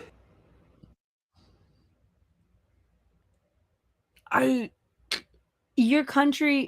Look, I can't take this ICE is an seriously, unserious country. Yeah, no, I can't take ICE seriously, but I also cannot take this seriously. Like, That's so funny. Oh shit! What is happening? Did they take What is that too? Did the What is he? Is he got his hat got a little hat? What is happening? He's got nods on.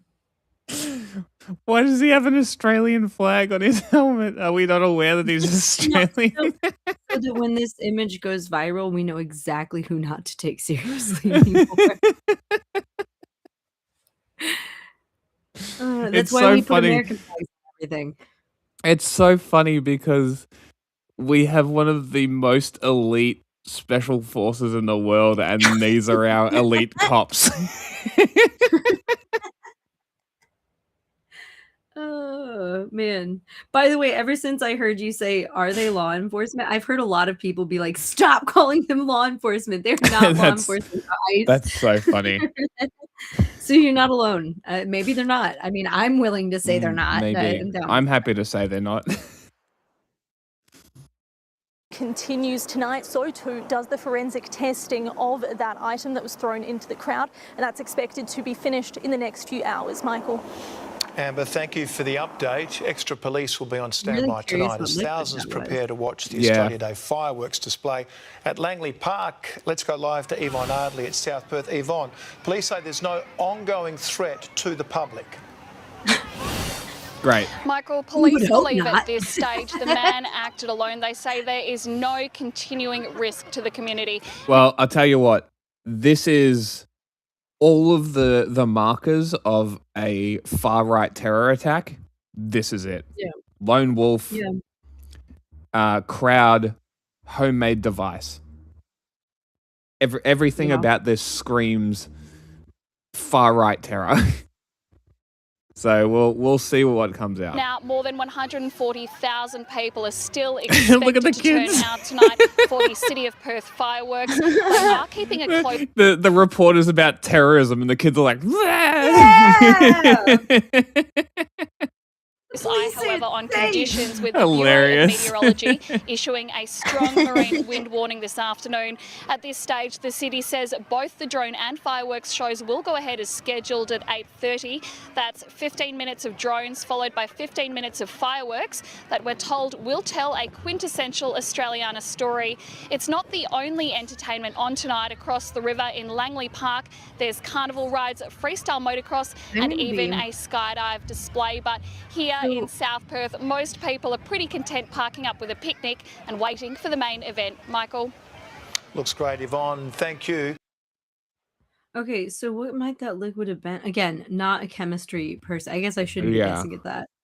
I have no idea what it might have been. Same with the Omar thing. Like, I have no idea what he might have sprayed her with, unless it was that bad smelling stuff.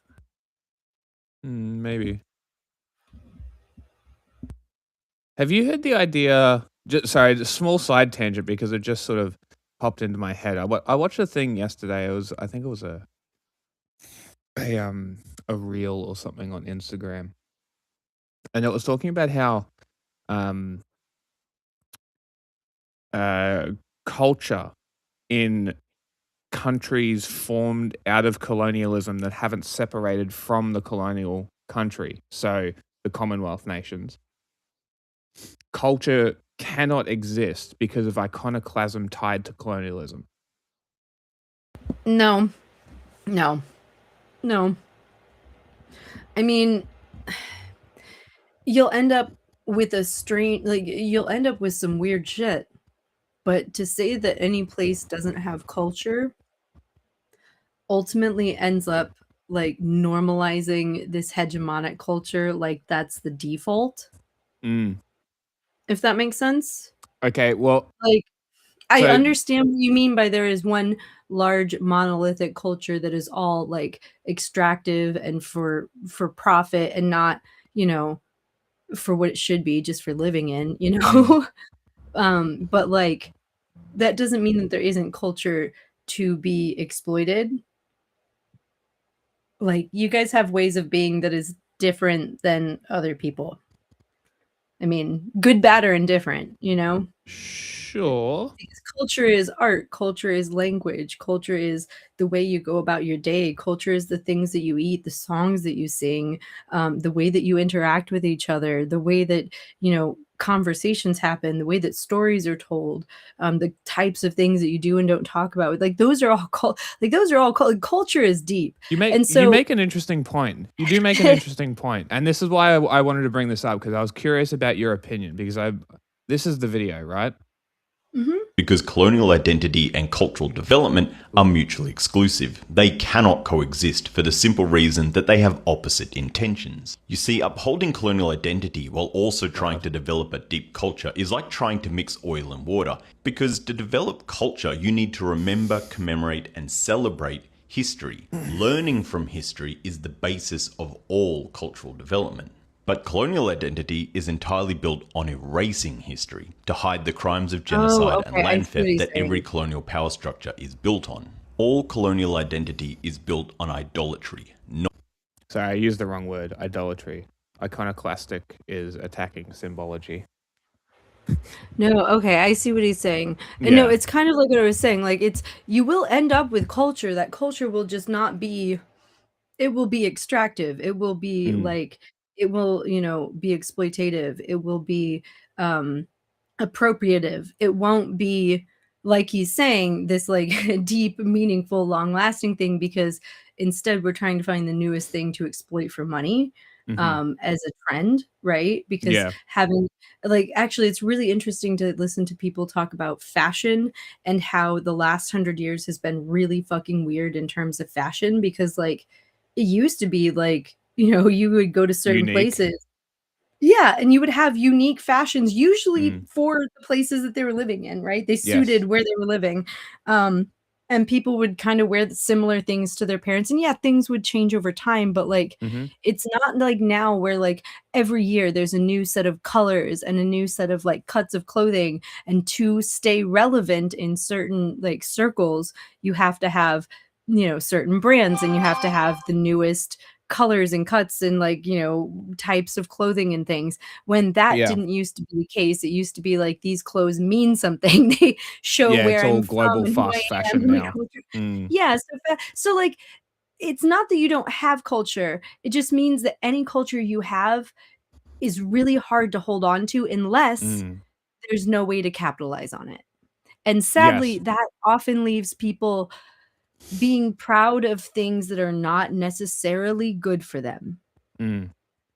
Interesting. If that makes Yeah. sense. Yeah, because I've always said that Australia doesn't have culture. Our culture comes from the immigrants that come in their waves, right? Because everything that I can think, because but you food also is a big part of culture, right? but you also have to think of culture in the sense that, it's always been that way. It's just that you aren't also going there, right?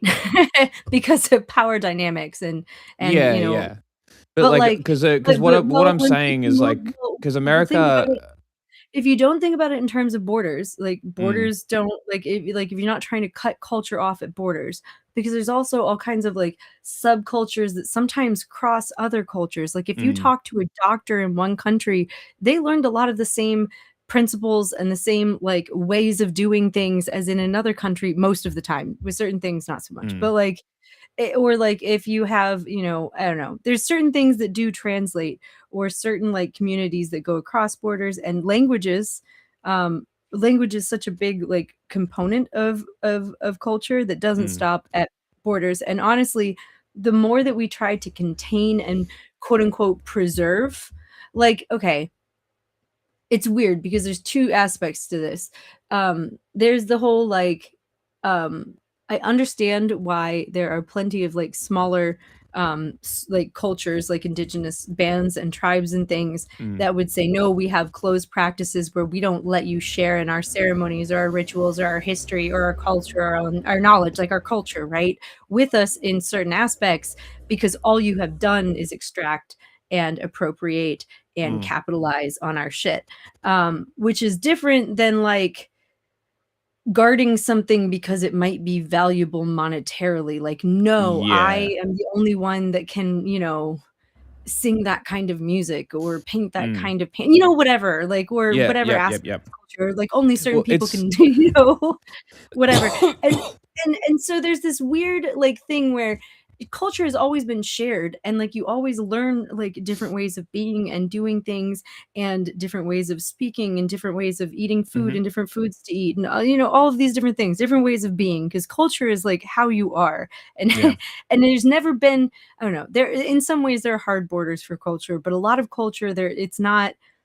It's weird that we try to contain them and try to own them Nationalize them. in weird yeah, and own them in ways that are capitalistic, kind of like this guy is talking about, because Mm. that keeps people from respecting and appreciating it. Yeah. It doesn't mean that you don't have it. It just means that you don't respect and appreciate it because it's for sale. Well, that's an interesting way to phrase it, because the thing that I always think about is I grew up in an Australia full of Mediterranean people, because Mhm. the Turks and the Greeks and the Italians all came over post World War II. They had their kids. Their kids grew up here. They own shops. So we have a lot of Italian restaurants, a lot of Greek restaurants, a lot of Turkish here. Yeah. And because the Greeks and the Turks, when they get old, they're like, haha, I'm going back home, motherfucker. They left. They're gone. They're gone. And their kids didn't retain the restaurants. The kids didn't retain the recipes. The kids didn't retain any of that, right? They're Australian as fuck. Parents have gone home. They sold their shops. And guess what's degraded? All of those foods. Damn. It's fascinating because just different people came in. A lot of Vietnamese bought up the fish and chip shops. A lot of Chinese people bought up the Turkish places. When people buy up things because they don't care about them, but because they see money in an empty niche, you have different people owning it and different people with different knowledge, like you said, and different values and different, I guess, reasons for owning it. You know? Yeah. And that's not saying that they there are some my local fish and chip shop was owned by a pair of Greek brothers. They sold it, went home, and the people who bought it, I think they're Chinese, but they've owned it for 15 years and it never changed. Right? So they clearly, when they bought it, they bought the recipes, they bought the culture of the shop. Right? Yeah. That's great. That's fantastic. Yeah. And then there's the people who buy shops like fish and chip shops because they're fucking everywhere and they're popular and they degrade they degrade the quality of the chips to the cheaper cheaper ones. They use cheaper fish. They use cheaper everything. Story. My parents owned a fish and chips shop when I was growing up, and it has a local last name on it, and they had a chain of restaurants 25 years ago in the area, and then the people who owned it, that started it, they got old and they had their son run a couple of them. They closed most of them, had their son run a couple for a while, but he wasn't that great at it, so they all closed, and they were closed for the better part of 10 years. And then my parents bought the recipe and reopened their own restaurants, but had agreements with the original owners and had the original spice recipe. And my mother has a 50-gallon barrel of it that you only need a small amount, that you mix in with a bunch of flour, that we're still working through after all these years. Yeah, because you take the spice and you mix it in with flour to make the breading, right? Okay. And then we would double batter it with the egg wash and everything. But the spice mix is the thing that was really valuable because people, there were 3 other places that opened up after my parents reopened. They started claiming that they were serving the same recipe, but they weren't. And my mom would go and eat it, and there was a 4th one that was claiming it, and she was like, look, I'll work out a deal with you guys because yours is close enough to will sell you the spice and let you guys sell it. But the other 3, she was like, you guys need to stop saying that it's this because we paid good money for that recipe and this tastes like shit. You didn't even put any fucking spices at all in here.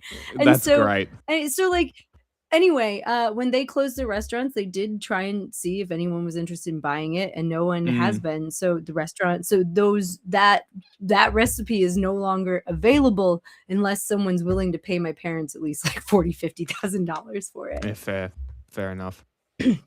Which actually is not that much money, considering secret family recipe type shit. So if you ever want some really good fried fish, come visit Indiana. Fascinating. Yeah. But yeah, that's so no, what I know mean. exactly what you mean. Yeah, it's a lot of Australian culture does boil down to the food we have here. I guess you could the language, this very specific language that we use is also, but outside of those, I mean, you couple guys are an things- island, so there are definitely some things that are very Australian. Yeah, that's unmistakable, right? And that's just the nature of being isolated for however long, and also being exposed to the British for so long. I would also say, let me also put it this way. I think that there's a layer to this. I don't think that the guy that we were playing is necessarily wrong. However, I think that I might see it from a slightly different perspective, where I'm like, it's not that you don't have culture, it's that you weren't taught to respect it and preserve it or care about it or pass it along or have it passed along to you, you know? And so like you have it and you stumble your way through it and it doesn't have the same meaning or weight to you. And that also causes like that like he's saying the colonial whatever mindset. Well, that's colonial culture. That is a culture. It's a kind of culture. But within colonial culture, it's just like, abusive or bad people are not all bad. Trump can make funny jokes sometimes. Yeah. That doesn't mean he's a good person. Yeah. Like colonial culture has aspects to it that you would, be like, oh, fuck you, I'll fight you over that, mate, or whatever. Like, but like that same with America. Like there's some things about America that like, yeah, I will fucking fight you. There's nothing wrong with that aspect of it. Like there's a lot wrong with it, but not that. Yeah. And those aspects that there's nothing wrong about, like, like those are usually the things that, I don't know, you do hold dear. And so like, I will say, I think that it has less to do with the fact that you don't have culture. And to a certain extent, I don't think it's helpful to tell people that they don't have culture and that there's nothing worth fighting for or worth preserving or whatever, because I think that also tends to, if people aren't like, I don't know, supported in the right way, can defensive lead reactionary people, response to go to Nazism. Yeah, well, fuck you, I'll defend America or Australia or whatever. Yeah. Like, And I bet you a lot I love of my country. I love the people around me. I bet you a lot, because apparently the NSN recruited half their members during lockdown, right, from the freedom movement, right? I bet you that's a lot of the angle that they took. Is it's like, look, they're not defending culture, we do. And I guarantee that was a very prominent angle that they used to groom these 17-year-olds. And all you have to do is find the things that people love about where they live. And honestly, a lot of them are fairly universal. Like when neighbors take care of each other, or when, or whatever local religion is popular, or, like find the things that are fairly universally liked or appreciated, or would be weird if they changed overnight. Right. And then tell people that something is going to attack those or take those away or make those change, so that they need to not only preserve them, but look down upon and hate other, Yeah, 100%. So like it's very much, so they do have culture. And I think that framing it in a way that's like, you don't have any culture, there's nothing to it. It's like, hey, how about instead you respect your own fucking culture so that you can then learn to respect other people's fucking culture. Yeah. And like learn how to protect your own culture from being exploited and like capitalized on and appropriated. Because you know how much I wanted to fucking punch someone the first time that I walked into an Amazon break room and I saw a thing on the wall that was like, what was it? It was join our oh no, it's a word that we used to use all the time. It was like a join our affinity groups. It was like join the Amazon affinity groups. And I was like, what the fuck? And then now the police are like, oh, we asked for mutual aid from the police departments around us because there were too many protesters. Like, I hate when that is literally taking our culture. Get fucked. And misappropriating it, and then like using it in a way that makes it harder to find us with those words. Because when you used to Google mutual aid, you would find us. But now when you Google mutual aid, you find a bunch of articles about police asking for other police help. So all I'm saying is it's not about, I don't know. I guess if you respect your own culture and you protect your own culture from being monetized and exploited, then you'll probably also be far more willing to keep other culture from being monetized. And well, this it's interesting that you say it like this, because I've actually been going with this angle against the fucking Nazis that are backing One Nation. And I'm just like, there's nothing more un-Australian than backing fucking Nazis. And if you like, get fucked with your Australia first. If you stop thinking of ways of being as like, this has to be this way all the time, like, and you don't think of it in terms of borders, and you think of it in terms of like, think about, okay, so I don't know, let me try and like put this in a way that like makes sense. I don't know if this will quite make sense, but like songbirds, when they're young, when they're babies, and they're like, just out of their like juvenile stage and into their like, they only know a couple songs. Most of them. It does depend on the bird. But the older they get, the more songs they learn because they've traveled around and more birds singing more and like picked up more bird culture along. Makes sense. And like but they don't think about it in terms of borders, right? Like, and if you think about human culture in the same way, like if you try some food that someone else made that like you've never tried because it's not usually made around here, is it bad if people start making that food? Same with religion, same with language, same with, is it bad or is it just different? And if we think about it in terms of like, oh, we need to like it's, I think that culture, a lot like religion, should not be tied to states. Because Yeah. I think it was Stephen Colbert that was like, if you tie my religion to a state and states are fallible and I'm supposed to believe that God is infallible, then, you know, what do I do when my state fails? Because then my religion, my God has failed, right? And That's a I good don't point. want my People culture. feel lost. Yeah, and People I get don't want my recruited. culture, because that culture is like, you know, how I see myself, like the culture that I, you know, partake in and choose to be a part of is very much like how I see myself and how I, you know, value myself and other people too. And so like, I don't think that tying that to a state is very valuable, because the state could fail tomorrow and I'm still, you know, someone who cares about certain things and has certain hobbies and has certain interests and certain knowledge sets and certain, you know, belief sets and Yeah. certain like social groups, and all of those various like aspects of myself are, you know, cultural in various ways, and they're not contained by a border currently. So like, why do they need to be? You know, like, does that make sense? I think that culture also doesn't necessarily need to be so rigidly defined, like this whole like we speak this language within these Yes. borders. Yeah, Like, yeah. The whole we speak English here is super weird, especially in countries with multicultural societies. It's, Like I did can you walk through the you actually this is it's funny because I was walking through the city the other day and I reckon I heard 8 separate languages before I heard someone speaking English. And I'm like, "Damn, that's fucking neat." wow. It was What? crazy. I was just like, that's a weird European language. That's Vietnamese. Okay, Indonesian, Chinese. It reminds I me was of just like, living that's in fascinating. Seattle. Yeah, That doesn't it's very happen very interesting. often around here. It's very but in interesting. bigger It's cities. yeah, like it's just very interesting, and like, how can you hate this? Like, it's so interesting. Like, the more that I learn, like, this is why I'm so interested in Africa at the moment, is because like I knew nothing. And as we go through from the north of Africa down through the countries that we've been covering, I'm just like, there's Mhm.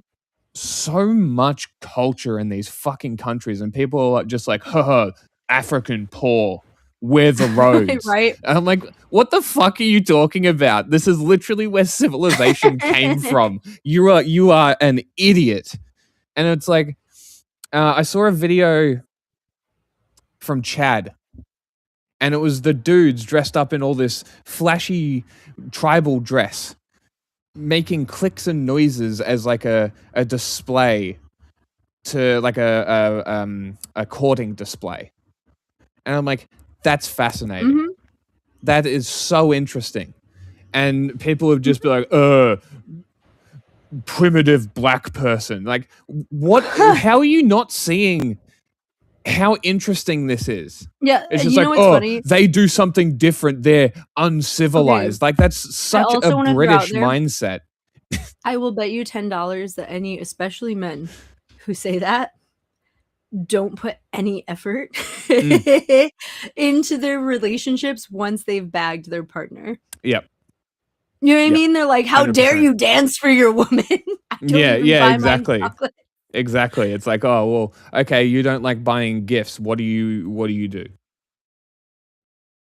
Yeah. No, I mean, I'm just like, it is weird that like I think that part of the problem is that, like he said, we exploit and extract and, you know, monetize and appropriate culture Mhm. instead of just living it. We also treat it like it's a competition, Yeah. because like we want one monolithic culture, right? Like Mm. ours is better than yours, so we want Yeah. you to act Yep. as much like us as possible. And so we then, The you Western know, then chauvinism. and because we don't respect our own culture, of course we don't respect theirs. So anything we like about their culture, we will take as our own. Yes. And we will make money off Well, of, and we will use. that's and we exactly will, what the entire black community disrespect however we has want. been talking about forever, right? About white rich people taking black Mhm. culture and commodifying it. Isn't that what they've always been talking about? But then you know what? Then there's also a certain point where, let me also say, there's a certain point where let me put this carefully. Like, we're being the oppressed group dealing with people who are like on your fucking side. Like, let me put it this way. After Renee Good died, I put like a thing and said, may she rest in power. And I had like 3 or 4 white people, they were all white people, Okay. yelling at me, "That's only for black Oh my women." God. And I'm like, "That's not true. Say her name for black women." Yeah. I didn't say her name. Mhm. Though I did see some black women saying it. Interesting. But I didn't say that. What I did say is rest in power, and that is something that we have used in the anti-fascist long time. movement and in all kinds of in multiple Mhm. movements. I can't say that that's only an anti-fascist thing, right? Like, that's also like, yes, the Black Panthers definitely Popularized like, it.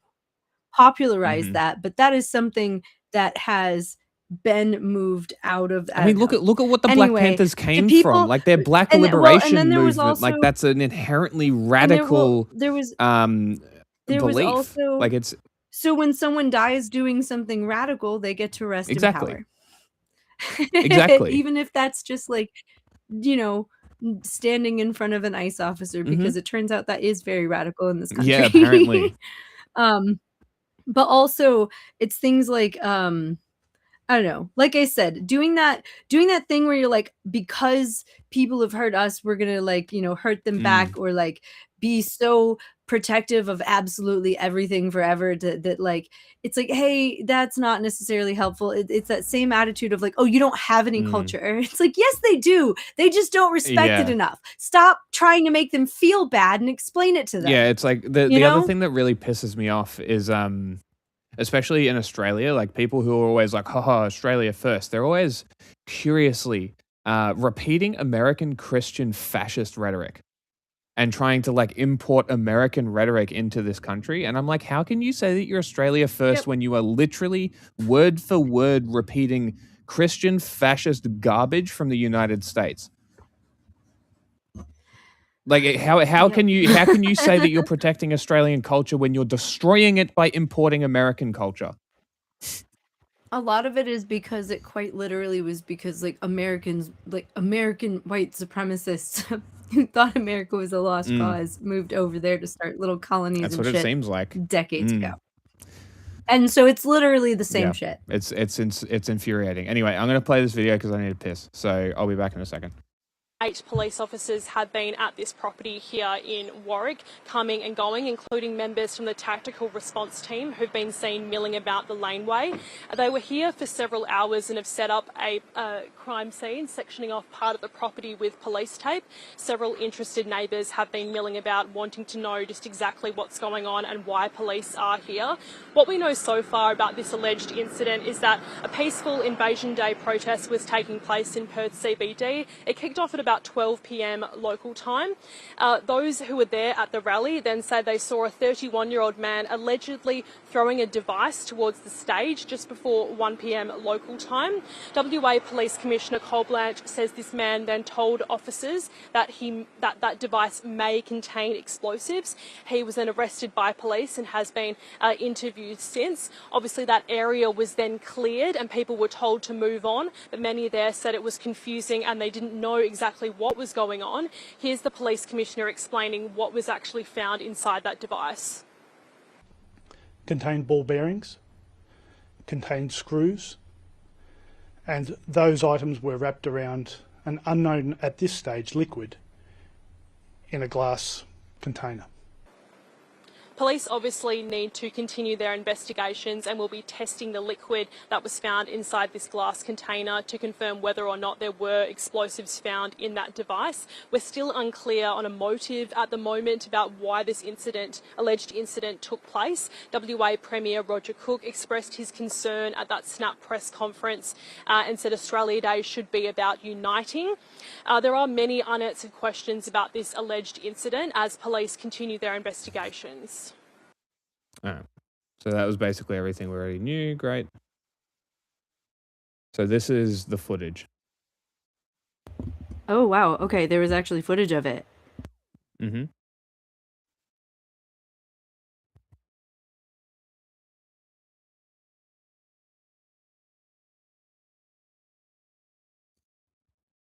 Oh, there it We is. need this area clear.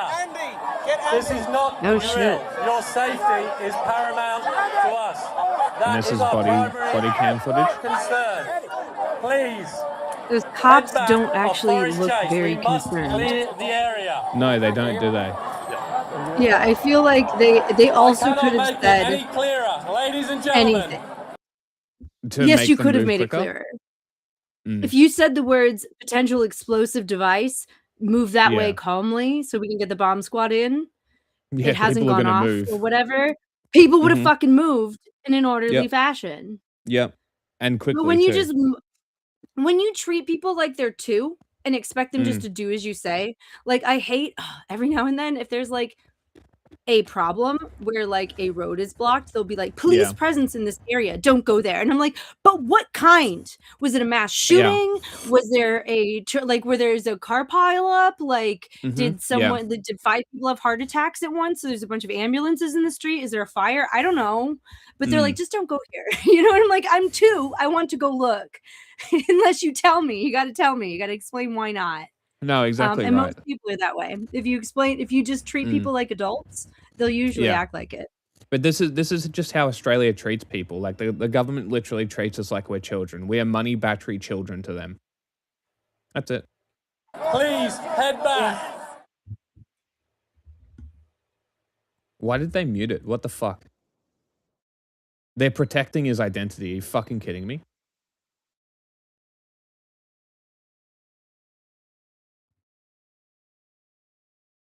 I don't know what your laws are. Dumb. Well, I mean about protecting identity. I also don't know how old this person was. Did they say? They said 31.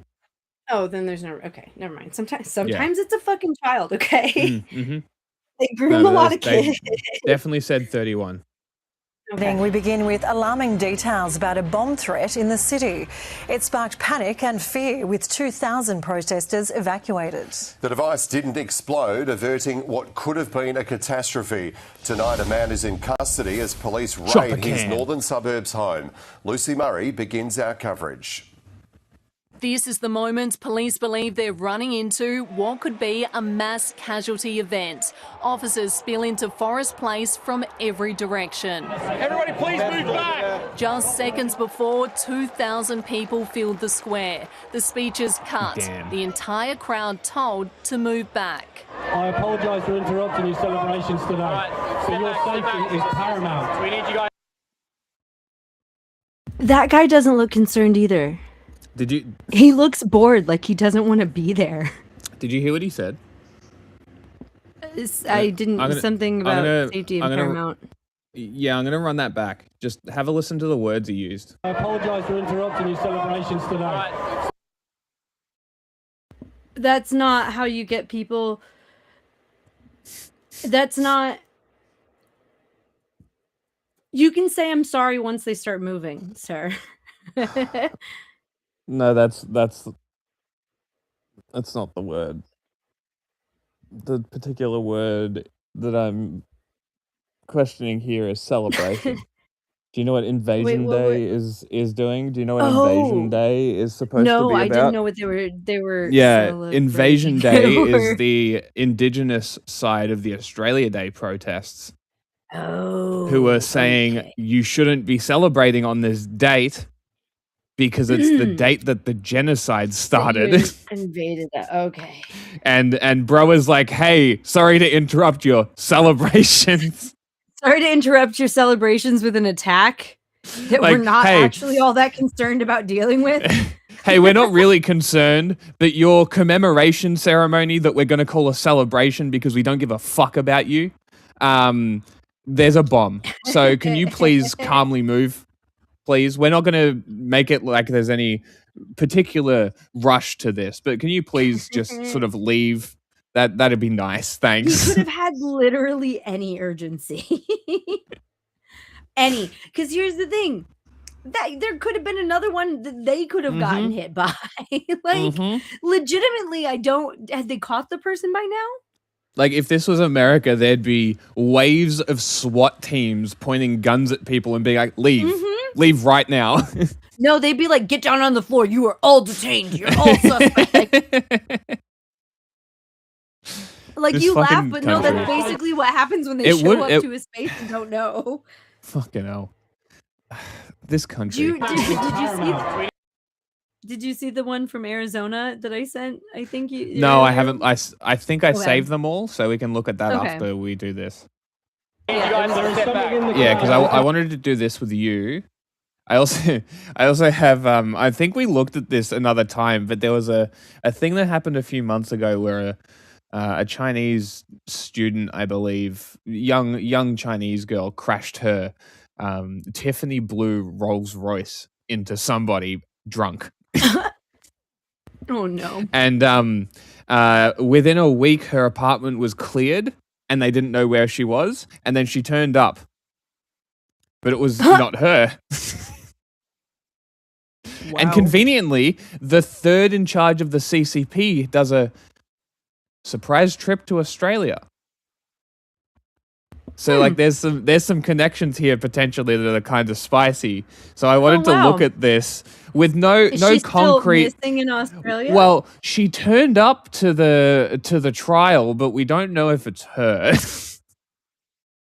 That's crazy. Isn't it? That's crazy. You know what they did? They said they think we all look alike. Yeah, pretty Switch much. someone out. Pretty much. And the Chinese diaspora here is fucking pissed. They don't know who it is, and they want to know who the connection is that gets her this kind of protection and this Someone out of money. jail, and they're like, "You want to be in our jail or Australia's jail?" It's fucking crazy. That is fucking wild. That's insane. Okay, that's crazy. That's an international incident right there. Yeah, isn't it? That's a bigger So international incident than ours. So I'm like, damn, okay, I need to cover this. This is great. But I kind of want to wait for John, but I'm going to do this without him. We did have 2 small international incidents in the last few days. That is We'll true. get to those though. Mm. I cannot verify your safety. So please, head out of this square. Head back to the building. Come on. But on the ground, there's confusion.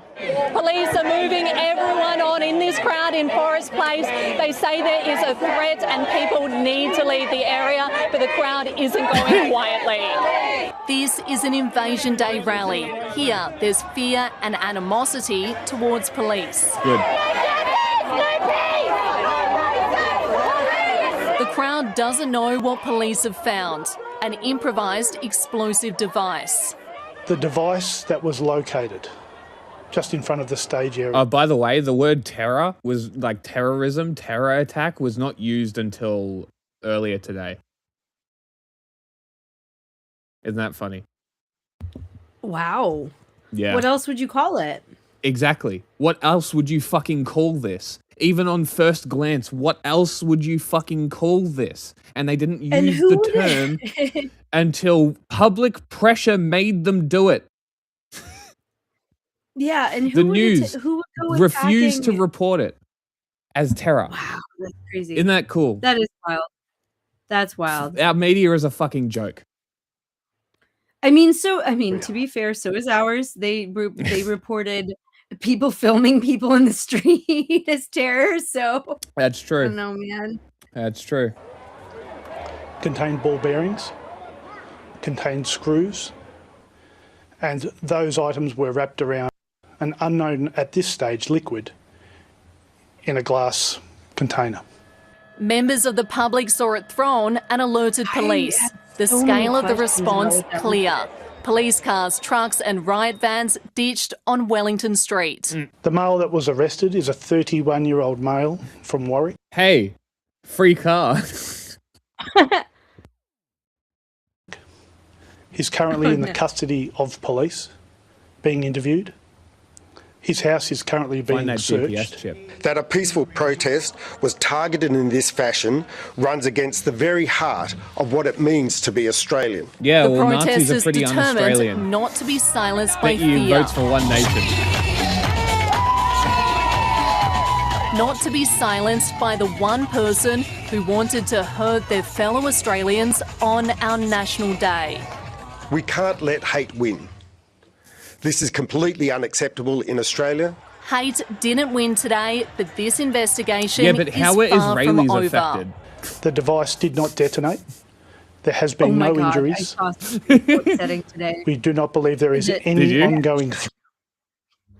It's I can't tell if this person is trolling. It was someone that was like it was an Israeli saying that they relate to illegal immigrants and that ICE is like Hamas. And I just my wanted God. to punch I wanted to punch whoever was on the other side of that Twitter account so hard. I was like, everything about that is wrong. Please go. Fucking hell.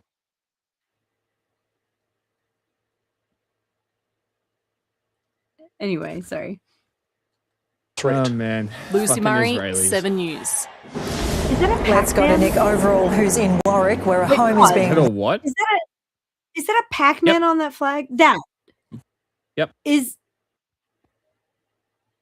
That is amazing. wait, so it's like the literal Pac-Man. It's not some symbol that I just don't know what it means. It's literally No, Pac-Man. That's in literally Australia? Pac-Man. Yep, that's Is literally that Pac-Man. normal? What is No, what that is is- this flag? I don't know what flag this is. Oh, you don't know what flag this is? Okay. So this is the Because it indigenous reminds flag. me of the blood and soil flag. Okay. Yeah, That, this is the okay, indigenous flag. Okay. Thank you. I did not And know that this flag. is a modified indigenous flag, Okay, I which didn't shows the look, I yellow saw as a this and Pac-Man went- eating the British flag. saw this and went, what the fuck is that? And then went, wait, do they have Pac-Man on their flag? Because I don't know. You could have lied to me and I would have believed you. I just need you to know. I did not know that fact. See, because I a was lot of also a lot of asking- people use it as a background for their messages. I wasn't sure who's that makes sense. Totally cool, totally down with that. Just did not understand why Pac-Man was on the flag. Yeah. But no, the other reason I asked is because the one blood and soil flag, the red and black, but like upside down, Yeah. is racist. So I was like, whose flag is that? And why is Pac-Man on it? Thank you for explaining. Yeah, because this is like a common thing that you'll see is stuff like this, where they put the okay. indigenous flag with these words, because these are like Ah. pretty like a lot of the fascists have actually tried to co-opt this for Australia Day, and I'm like, you guys are fucking idiots. Australia Yeah, Day has that's- been around for 30 years. What do you mean? You're all what do you mean idiots. always was? We have you're celebrating literal Australia Day, which you have a date for. What do you mean always? And I'm just like, it literally became a national holiday in 1994. Shut the fuck up. And then I found out recently that the indigenous people have been commemorating invasion on this day since the 30s. And if we're going by who's been doing it longest, which is Wait, typically was what these people Australia? think, then What the year was- indigenous win. What year were you founded as a country? 1901. Not- you guys are even younger than, oh my god, you're like the baby that Mhm. mom likes most because we rebelled. And Canada still speaks French in some parts. Like Canada still comes home for Christmas. And like you're still like at home. You're like the younger brother that Mhm. was born like 10 years after. Yes. Yes. You know what I mean? Like you're the baby. Mhm. The accent. Canada married a foreigner, so they've been excommunicated. Yeah. I don't know, man. With us, I'm pretty sure that they've been siding with everyone else lately. We've been real middle childing it up over here. Really have been, yep. Really have been. Actually, you know, it's funny because we've been watching the Fallout show, and Canada is the 51st state, and there was a resource war over Canada. We might get nuked too. So, you know, Wait, Fallout might become reality soon. You didn't see Trump like saying that he like joking quote joke. He never really jokes, right? No, it's always projection. He always means it on some level. Joking, because you know, German Nazis with their whole breathing room thing. Oh, we just need to take some land from other countries for some breathing room for our people, right? Our people need some breathing room. Like they had a word for it. I can't remember what the German word is, but I remember the translation being breathing room and like being like, oh, that's how they sold it to people. We just need some breathing room, guys. Anyway, I think that the US is trying to get some breathing room with South America, and that's making Canada very antsy, especially with Greenland, right? Yes. Like they don't like it. Our older brother isn't speaking to us or letting us see our nibblings right now. There's been a fight. It's a bit of a family feud going on. Britain feels like it's lost all control now that we've all grown up, and Australia is finally 18. Still has no idea what the fuck it's doing, though. No, it's out in the world, being kicked out of home because that's what white people do, is kick their kids out of home at 18, and they have no idea what they're doing, and they're living on the street. That's what Australia is. I remember thinking to myself, holy shit, the bicentennial for like my country, right, was in my parents' lifetime, because I used to collect, you know, we used to have the state quarters. So when I was a kid, they started coming out with quarters where each state got to do like an art design that like represented the culture of their state, speaking of culture. And so I would collect the state quarters, but there were also bicentennial quarters in circulation still from 1997 or 1976, because it was 1776, right? Yes. So like from 50 years ago. So I have a whole fucking jar of 50-year-old quarters, because they were, I don't know, I was a kid and I liked them. And so anyway, I remember thinking it's so weird that like in my parents' lifetime, my country turned 200 years old. Little did I know that the notion of countries wasn't much older than that at the time. No, it really wasn't. It literally came from the French Revolution, and the French Revolution was not that far in front of, I should say, the US Revolution. It really wasn't. What it was? We didn't assimilate when we came here, and we have forever just been trying to fill this hole with this capitalist exploitative bullshit. Yep. Anyway, yep. Pretty cool. Thank you for telling me what Pac-Man was there for. 7 News. Let's go to Nick Overall, who's in Warwick, where a home is being raided. Nick, what are police saying? And there are at least 8 officers here right now. They've just cordoned off the property on Chowcombe Way. It's understood they've been searching that home for more than 4 hours now. The tactical... That's our police tape. It's blue. It's like a light blue. Response team has the home surrounded. These pictures from the 7 guy's News not wearing chopper nods. appear to show officers He's not looking as cool. over the back fence. At this stage, it is unclear, though, if they have entered the home. That device, which was thrown in Forest Place this afternoon, is still being assessed by forensic teams. But from what they describe, it sounds like it may have been homemade. The 31-year-old is being questioned by detectives. Like Pac-Man's been woke for a long time. He's a simp for her. We'll have more on that record-breaking heat a little later in the bulletin. Don't give a shit. In developing news tonight, a potential explosive device has been thrown into a crowd at Perth's Invasion Day rally. Slowly. Matt Johnston is keeping across the developments for us tonight. Matt, what do we know? Well, what we're learning tonight is very troubling indeed. An apparent makeshift homemade bomb thrown at the feet of Indigenous leaders. Speeches were underway. Buddy, that's called a hate crime. Wait, okay, so wait, 2,000 question though. Do they have new information? Wait, 2,000 people were there. Okay, that was more people. Look, they didn't do a very good job of showing how large this group of people was. The way that they made it look was like 400 or 500 tops. You know? Yeah. No, it didn't look like many. There This must is have not been very heaps well around. covered. No, welcome to the Australian press. Well, welcome People to were the press. at Perth's Forest Place this afternoon when that device was thrown into the crowd. It didn't detonate. Police were notified and they spoke with the 31-year-old man who threw it. Officers now claim he told them it contained explosives, so they evacuated the area. Tonight, he's in custody. He hasn't been charged, but his home in Warwick is being raided as we go to air. We heard from West Australian authorities a short time ago. The device that was located just in front of the stage area. You heard this. With a mass casualty event. During that incident in casualty event.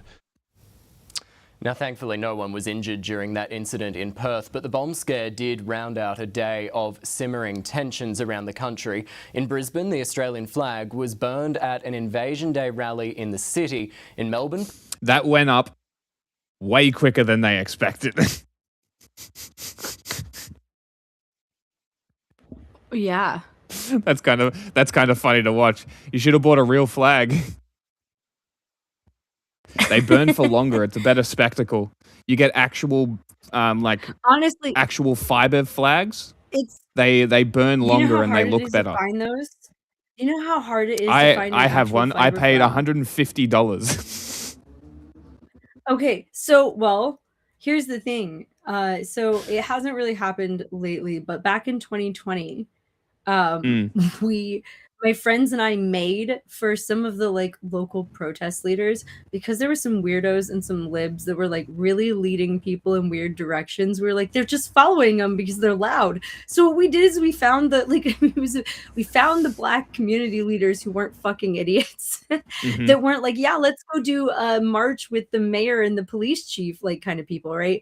And we made them handmade, homemade, custom flags. My friend went and got the material because they're seamstress. What's the gender neutral or male term for seamstress? They work with clothing and materials. I call men that sew seamstresses too. That is the gender neutral term to me. Whatever, they're a seamstress. They're a seamstress. And they're a motherfucking badass seamstress who makes pride flags. One of the things they do is they make custom pride flags. So because they have materials to make custom pride flags, and because we make a game of taking fascist flags, we did what we did.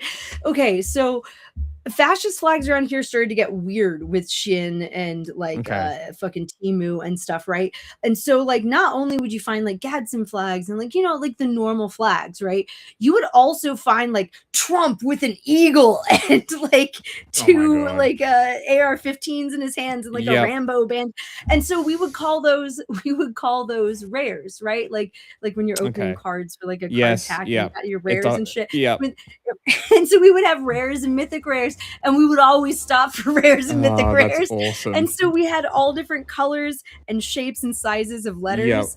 And so we would stitch together these flags with sayings and shit on them for people, made out of fascist flags and made to last. They were so badass. So I don't know. All I'm saying is bring back local flag culture. That was fun. We had 6 people running around with their very own specific flags. And great. It was so much fun. That's a good idea. Especially if you can whip one up pretty quickly, because it wouldn't have to be necessarily that big. One where one of the natives around here that's well known from history as Little Turtle. And so there was one protester who, like, when she was arrested, like, one of the cops was like, what do you think, you're the fucking sheriff or something? So we made her a Sheriff Little Turtle flag, like, and we put a little turtle on it with a little sheriff thing, and it says, I'm the sheriff, and that's it. And so she would just parade around with this fucking flag in front of the police lines. Like, it's not even serious stuff. Like, you don't even have to. That's great. I mean, that's how protests should be. It should be unserious, because you shouldn't take these people seriously. Well, and not only that, we had art nights where we got together to, like, think up flags to make people and, like, That's a great collectively idea. make. It was a good time. We had a good time with that. Bring back local flag culture. Oh, you can put a Pac-Man on yours. I don't care. I mean, the Pac-Man works. We would had cry a if those tough were time. burned, though. I want to be very clear. No, I'm sure, because there's a lot of effort in them. But if you made one Exactly. specifically for the point of burning, that's where Yeah, you're but getting we somewhere. we don't make ours out of cotton, though. They're made to be outdoor flags. So Okay. yeah. Anyway, we could. We very easily could. Bed sheets are a thing. Yeah. I saw someone online being like, if they're gonna ban whistles, what do we use next? And all I sent them was, you know, the scene in The Simpsons where Bart's young and Marge is pregnant with Lisa, and he's going around banging the pots and pans and going, I am so great. I am so great. I'm like, boy, do I have an idea for you. And I just sent them that. You are so great. It's just, I love eyes. And I reckon that would be just fucking so funny. That would be so funny. And I'm just like, what are they going to do? Ban pots? There are so many. Here's the thing. There are so many ways to make noise. Exactly. Like, There's just so many make ways noise. to make noise. And like, what, you didn't like those? I don't know. We can buy look, those are just reusable. It's also let me put it this way, for the kids, because they're kids that I watch, and they're not white, and not all of them. Some of them are, not all of them. It's a blended family. Anyway, the ones that are not white, I mean, we also gave them to the other kids too, but for the book bags, because why not? It's a safety thing. But we got them little air horns, because if you need to run from someone or whatever, like a small air horn where you push a button and it makes a noise, you can do that while you're running. You don't have to have breath. You don't have to really think about it. And so we got them whistles, yes, but we also got them air horns that will, like, blast for at least 30 seconds, which, if an air horn is blasting outside my house for 30 seconds, I am going to peek out the window. Like, I'm going to see what's going on. That's a long time for a weird noise out my house. You know? Yeah. And that's the point, is to attract other adult attention. So Yes. anyway, Yes. it's also because there was a point a few years ago, children were getting nabbed around here, and like, we do pick them up directly from school. Like, that's my job, right? I nanny, but like, I don't know, just in case, you never know, playing around the neighborhood. I don't know. Anyway, we're more worried about ICE than anything, and we've already given them things. We've talked to them about the whole situation. And all I got to say is, holy shit, after doing e-learning for this last week, I don't want ICE to come here. I like when teachers get to do their job in their own fucking classrooms. Yeah. Like, Yep. Yep. You try and keep a 4-year-old on a Zoom schedule. Oh yeah, not nightmare. It is. Anyway. All right. Two rival groups apart when right-wing activists took to city streets, and on the lawn in front groups Well, apart look, the when Nazi march is right-wing parading activists around their Hitler. Look, settled, not stolen. I wonder where that comes from. Hey, they dropped the black one this time. Hey, no, is that a Nazi? Oh, look, the Nazis are still there. Great. You guys, look, there's another one. You guys like stole the conquered, not stolen. Yeah, pretty cool, huh? Motto, but you remember how I said that Australia is just America? Teeth out of it. Yeah, America. It's literally just American rhetoric. Slogans are better. Yep. It's just ripped off rhetoric that they're trying to stick into Australia. It's so frustrating. And these people claim that they're Australia first while waving a flag with the fucking British flag in it. Idiots. I'm so sick of people not ever living up to their fucking words. Took to city streets, and on the lawn in front of our national parliament, rival rallies collided. Now, tonight, almost all of these conflicts Did you build that to have rallies in front of it? Hey, look. That's a white supremacist. Rallies Who is that? Yeah, well, now, tonight, almost all of see this tag right here. This guy is a Nazi.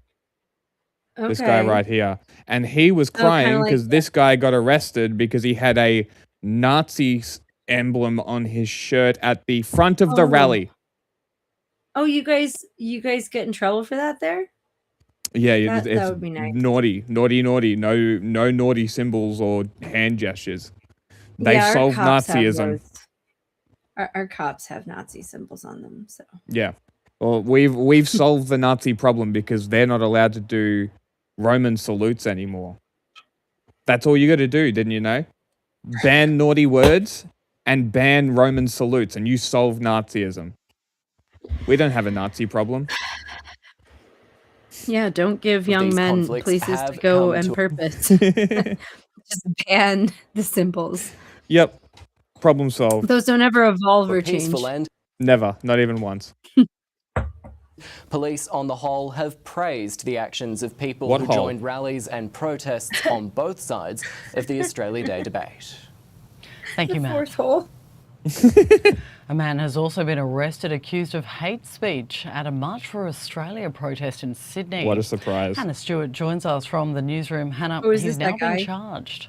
Probably. Ursula, the 31-year-old will face court tomorrow on the charge of publicly inciting hatred and right now remains in police custody. This all follows allegedly anti-Semitic comments he made at the March for Australia today. Yeah, this is the speech was obviously made during an open mic addressing the crowd. That angle of him on the stage. Mm-hmm. Did you see all these? Free Joel Davis?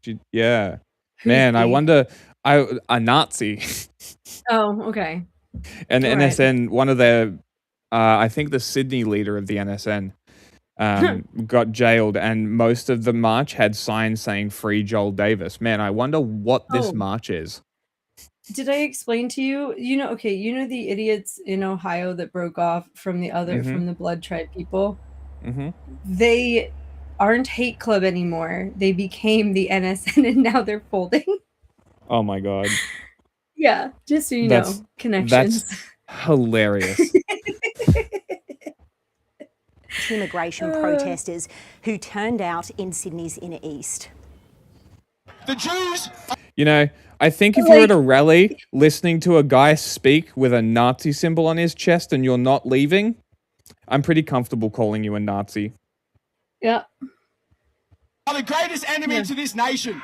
They always have been. They're an enemy to Western civilization. The language that we've seen today, the presence and the use of that language is clearly aligned to neo-Nazi ideology to incite hatred within the community. Hey, what about One Nation? According to Grok, a lot of the rhetoric mirrors the NSN. He also looks like he doesn't want to be there. None of your cops want to be at work. It's so funny. I have had multiple people now question me on whether One Nation endorsed the NSN rallies and has not walked it back while also mirroring their rhetoric. And because they love to do, oh, Grok, is this true? I love it. I love it when I can just ask Grok questions that I know the answer to, and it gives me the answer, and they say nothing. Because what are they going to say? Like, you are an idiot. You are literally supporting Australia's Nazi party. Is wrong sometimes. yeah, exactly. It's like, well, which one is it, dickhead? Which way, Western man? I do think it's funny that Grok has swung wildly back and forth between Mecha Hitler and no, Elon is wrong and AI like me is fucking up the world. It's very interesting. It's like there's internal conflict within the company itself. It's almost like they're bad at coding. Yeah. But yeah, it's so funny, and every time I ask Grok the question, it spits back pretty much the same answer, which is yeah, the rhetoric pretty much mirrors it one to one outside of like maybe the Jewish rhetoric, because funnily enough, Pauline Hanson is like really pro-Israel while also endorsing Mhm. Nazis. It's very interesting. She's very It confused. it's it's more common than you'd think because the people who are Zionists Mm. are very, I mean, they've shown it obviously with Palestine and everything. The people who are Zionists are very similar and use very similar rhetoric and tactics and everything as like is same as the Islamic extremists, same Yeah. as the Christian extremists. Mhm. Like all I'm saying is you stop fucking tying your religion to your fucking state. I mean, Stop this it. is what, because there's this one fucking guy in Australia who utilizes lawfare to silence people who criticize Israel, and he keeps Yeah. crying about Islamic extremism, and I keep quoting the High Court of Australia at him, Okay, who did you said that know essentialism, one second, who said that essentialism Mhm. is the key defining factor for hate speech. Essentialism, which is the refusal to distinguish between a person and their individuality, saying that Mm. their group affiliation is what they are and how they are inherently. This is what defines the hate speech in Australia, from my understanding. And if anybody has a different interpretation that counters that, happy to hear it. But from my interpretation, these hate speech laws are very tied to the High Court of Australia ruling about anti-Semitism, which ruled that the failure to distinguish between Jews and Israelis/Zionists is why this guy got charged with hate speech, not because of the speech that he was saying and the Mhm. fact that he was criticizing Zionists and Jews. It was shown that he failed to distinguish between Israelis and Zionists and Jews as a general group. And Mhm. as a result, and And I I have to had be very careful to do that Mhm. every time. I Yes. actually hate talking about this shit on Twitter specifically because I only have Mhm. so many characters and I have to. You Yes. can't not address it, especially Yeah. on Twitter these days. Mhm.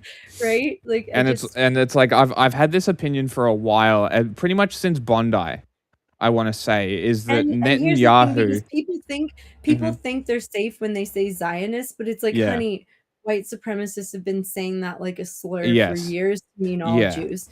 So Yes. like I don't know, man.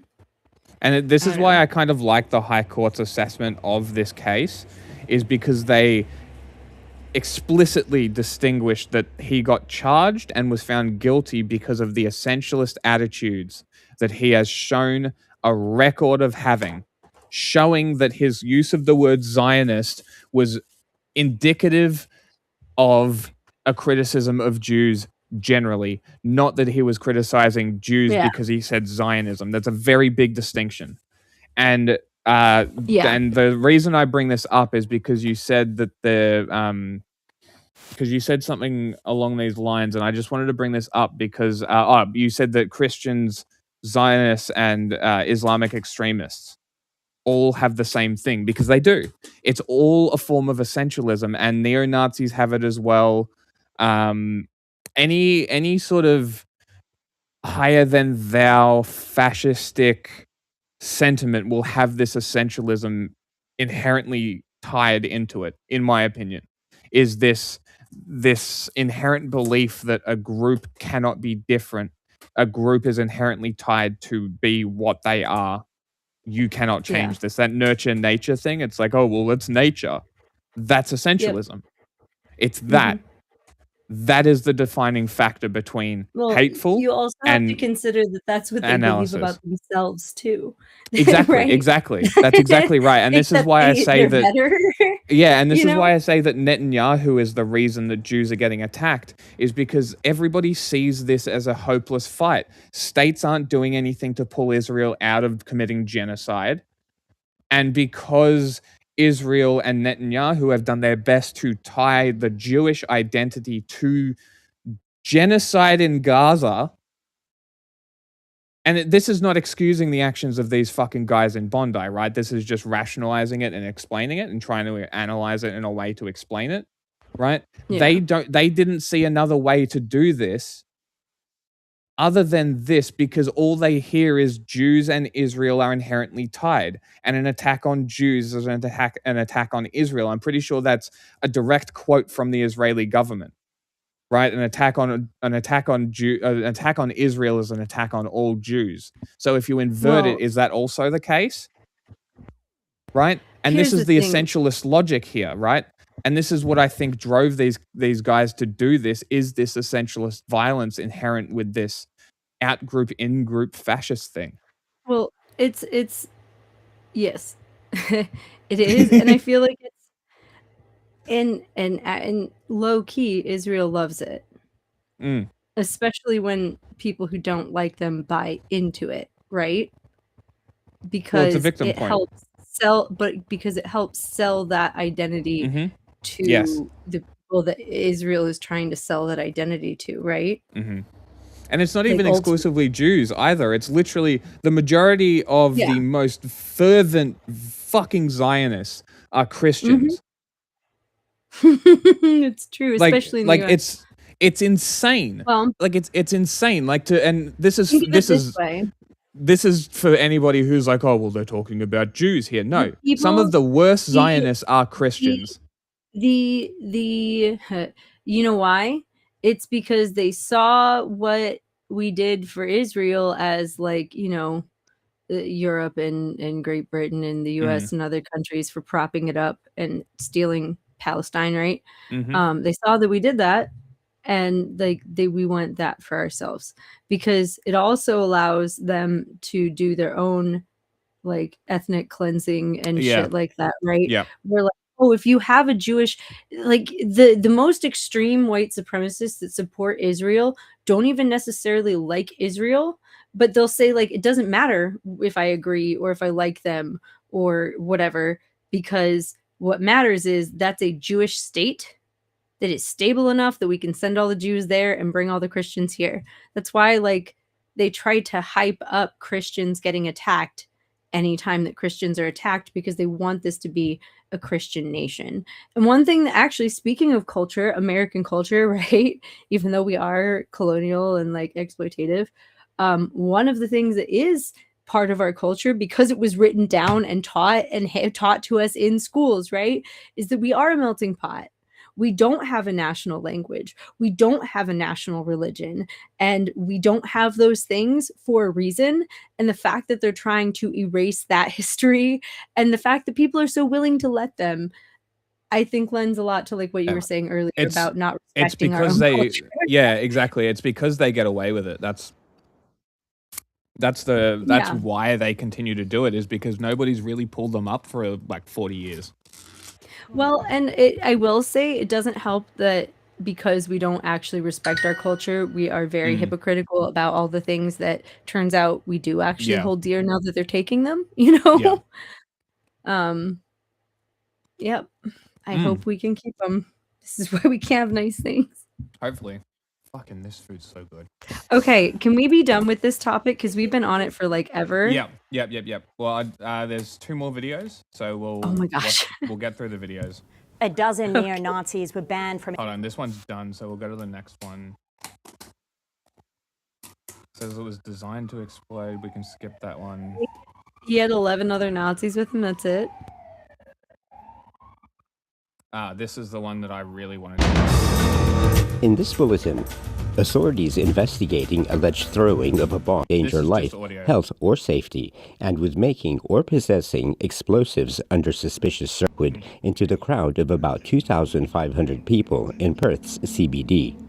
The man has been charged with intent to do harm in such a way as to endanger life, health, or safety, and with making or possessing explosives under suspicious circumstances. A joint statement by WA Police, the Australian Federal Police, and domestic security agency ASIO, issued on Wednesday evening, said the agency's investigations were ongoing. They added that there's no ongoing threat to public safety and urged anyone with any information or vision of the incident to contact Crime Stoppers on 1-800-333-000. Prime Minister Anthony Albanese has signed a new cooperation agreement with Timor-Leste on a visit to their capital, Dili, but a resolution on mining the gas fields of the Timor Sea remains elusive. The Prime Minister has traveled to the small island nation for the first time, meeting the Timorese Prime Minister between our two nations, according to the latest to assist with our firefighting response. Border. So it didn't really do anything, but they've finally declared it a terror attack, basically. Yeah. Did you? We have been on this for a long time. Yes, but we've covered a lot. Yeah. I'm gonna hold the China one we did talk until about next a lot time. of things. Yeah, we talked about a lot. That's why I wasn't so worried about changing topic. I do have the videos, so I'm gonna hold on to the China story for when John gets here, because I was only going to do about 3 hours and we're almost there. So I've got the videos that you sent me yesterday. Oh, I only sent you a couple of them, but that's okay. We can. That's fine. We can watch those. I don't even remember what I sent you, but we can watch those. It was. I also here was the other. It was Arizona. Here was the other thing that I was going to suggest, depending on, because I was like, I didn't really put together a huge list of things for you this week because the kids have been home. And so this was kind of thrown together anyway because John was indisposed. Well, the other thing that I was going to suggest is there's it's a little bit longer, so it would take up a little bit more time, but it's because it's like 50 minutes or something like that. But it's like this documentary from the early 90s about a group of skinheads and the man who was like grooming young men before grooming them online was a thing. Oh, okay. And I figured that was something that you would find interesting. That is interesting. Yeah, I can send you the link for that. And if you don't watch it today, watch it sometime when you need an hour to fill, because it's like 50 minutes or something like that. Okay, well, send it in the private chat and I'll add it to the list. Yeah. But we'll do this Arizona shooting and then we'll finish up. Yeah. Because I can probably go through this one and clip out some stuff for shorter videos. So I might do that. What's the TikTok video length, by the way?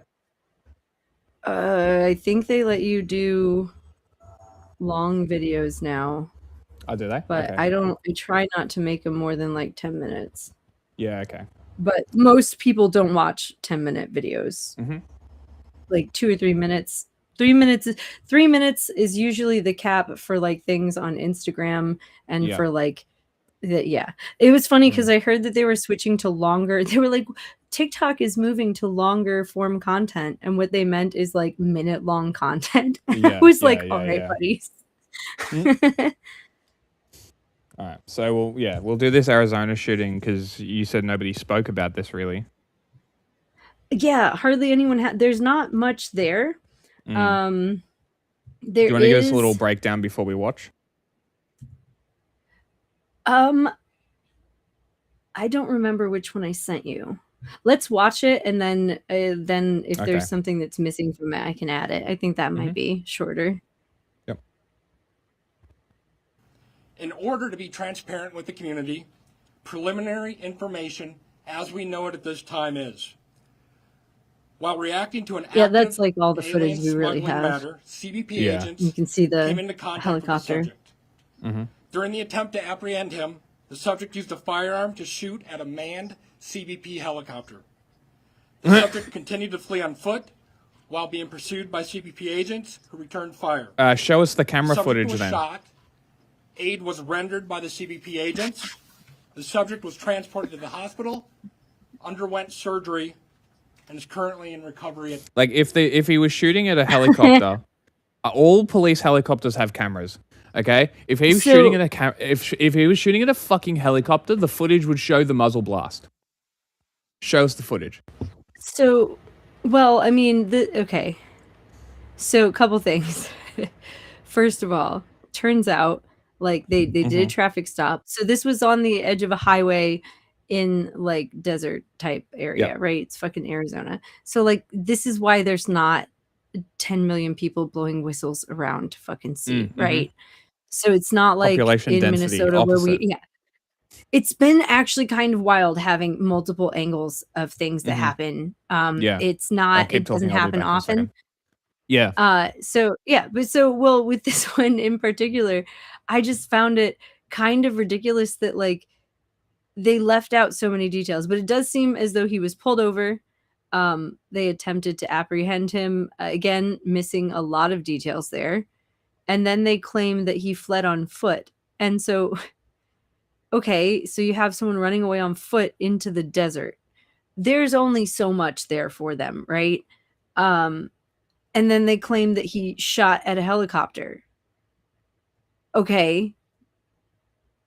Does that necessarily mean that you have to shoot him? They also don't say if they shot him immediately, if there was some kind of standoff, if like they didn't know where he was until he fired at the helicopter. They didn't. There's just a lot of details that are missing here. So you're saying lies by omission, or do you have the details that they don't? I don't. There's no one. I mean, no one was in the desert. Like they literally are not giving details. Great. This is the detail. This is the press conference that if you find everybody else. So I was finding a bunch of like written articles, and you know what I mean when you find like the same article written 5 different ways, where you're like clearly you're quoting the same press conference, and then I found this press conference and sent it to you. So that's I was like, I don't know which one I found. I think I also found like a short like clip. I don't know if I sent that one to you or not, but like on the news, but it didn't even say this much. Right. So this is what we have. This is the statement. And because no one was there to see it, we have some footage of someone driving by, like at the beginning. That is the footage we have. I think the other one, the news footage, like showed a close up of his vehicle as B-roll. And that's which was the other video I found. Yeah. And that's it. That's all we have. Right. Damn. Is the news who showed up late, and all we see is a smashed so they smashed his window, they tried to get him out and apprehend him, he ran off. So like I believe that happened. I see a smashed window, and you don't just like get out of your car and run into the desert for no reason, right?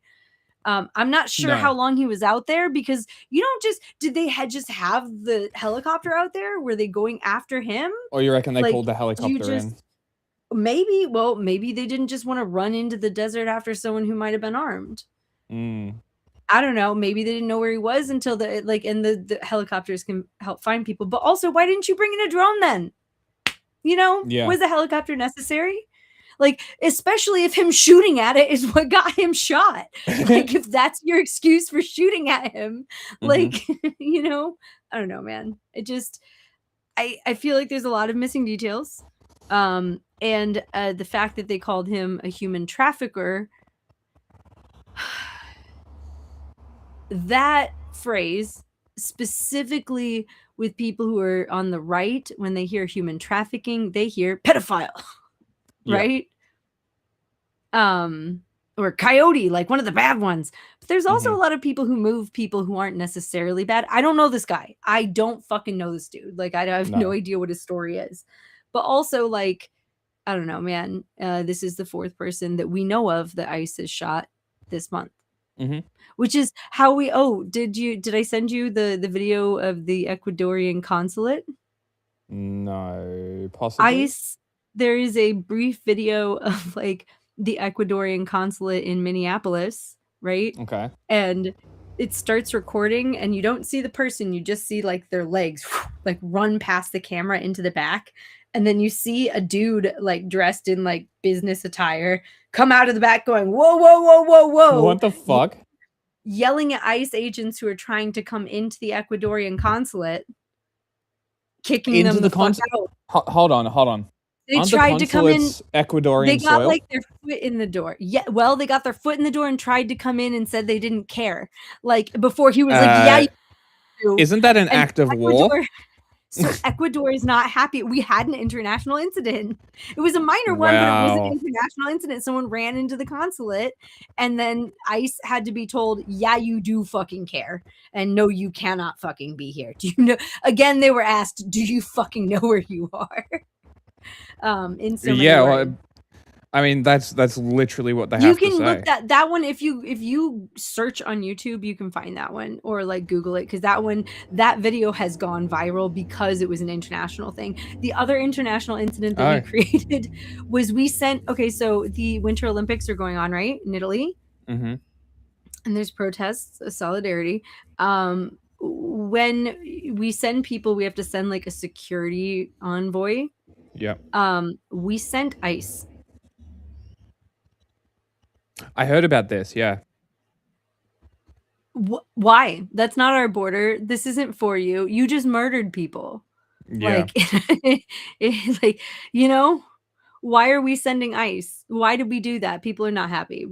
So we're just creating international incidents, That's great. making people pissed at us. And this is all we know this time, because that is, by the way, as annoying as it is when people are filming and doing nothing else, I do appreciate having a number of people filming, right? Yeah. Because if we don't, we only have their story. Exactly. Only. And this is why filming is good. But as you were saying the other day, there's only so many angles that are useful. Yeah. Yep. Like you guys quoted someone saying, like, if you see 6 or 7 people with their phones out, maybe yours doesn't need to be. Okay, so Google AI says police entering a foreign embassy is a major violation of international law. It's not necessary. It wasn't an embassy. It was a consulate. It was a consulate. What's It was a consulate. the difference? I just know that it's not as official. A smaller embassy? I don't know. A satellite embassy? I actually couldn't. An embassy is the main diplomatic headquarters. Yeah, so it's like a satellite embassy. Yeah. Focus on high level stuff. A consulate is a branch office in other major cities. I would consider this no different.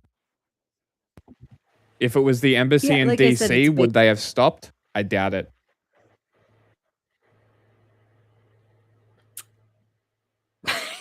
No. No, exactly. So if they're going into a consulate, they did not.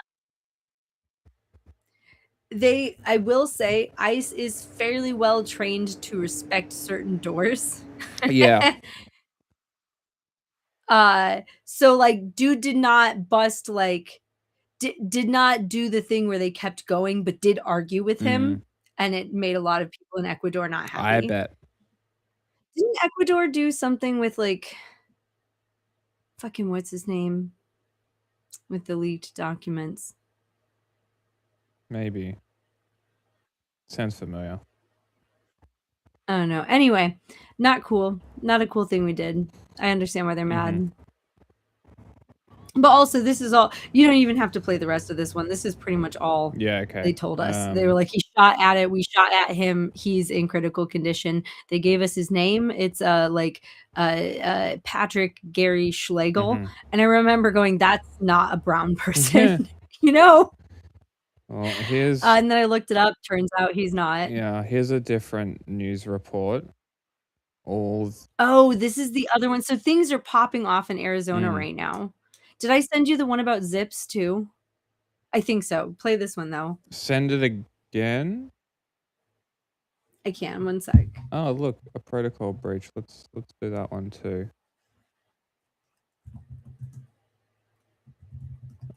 Oh, by the way, okay, actually, if you want to do the ICE drama, Gnome blamed Miller, who blamed CPB, and there's actually one there's this one news report that's on CNN that the guy, like, I guess the graphics team just didn't have time, so he drew on a little piece of paper a little flow chart of the blame game that's been going on.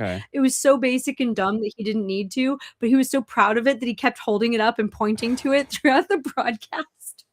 That's great. I don't know, you don't have to watch it if you don't want, great. but like, yeah.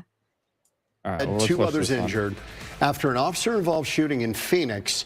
Police have not confirmed whether the man was shot by police only that an officer opened fire at the home where it happened. Now, the family of the man that was killed says the officer shot him because he mistook him for an intruder. Our Nicole Christine is joining us live from that scene. Why do cops have guns with again? More. Nicole. It gets more fucked up. It gets so fucked up. Yeah, good afternoon, Ellen and John. This entire ordeal. That's sick.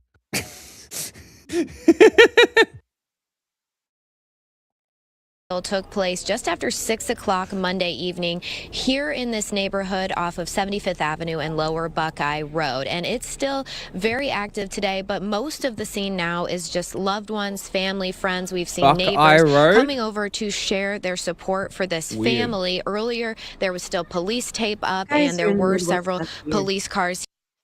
Isn't that an Ohio football team? Yeah, Buckeyes. Buckeyes are they come from trees. They're kind of nut that fall. They're from trees that do not exist in that area.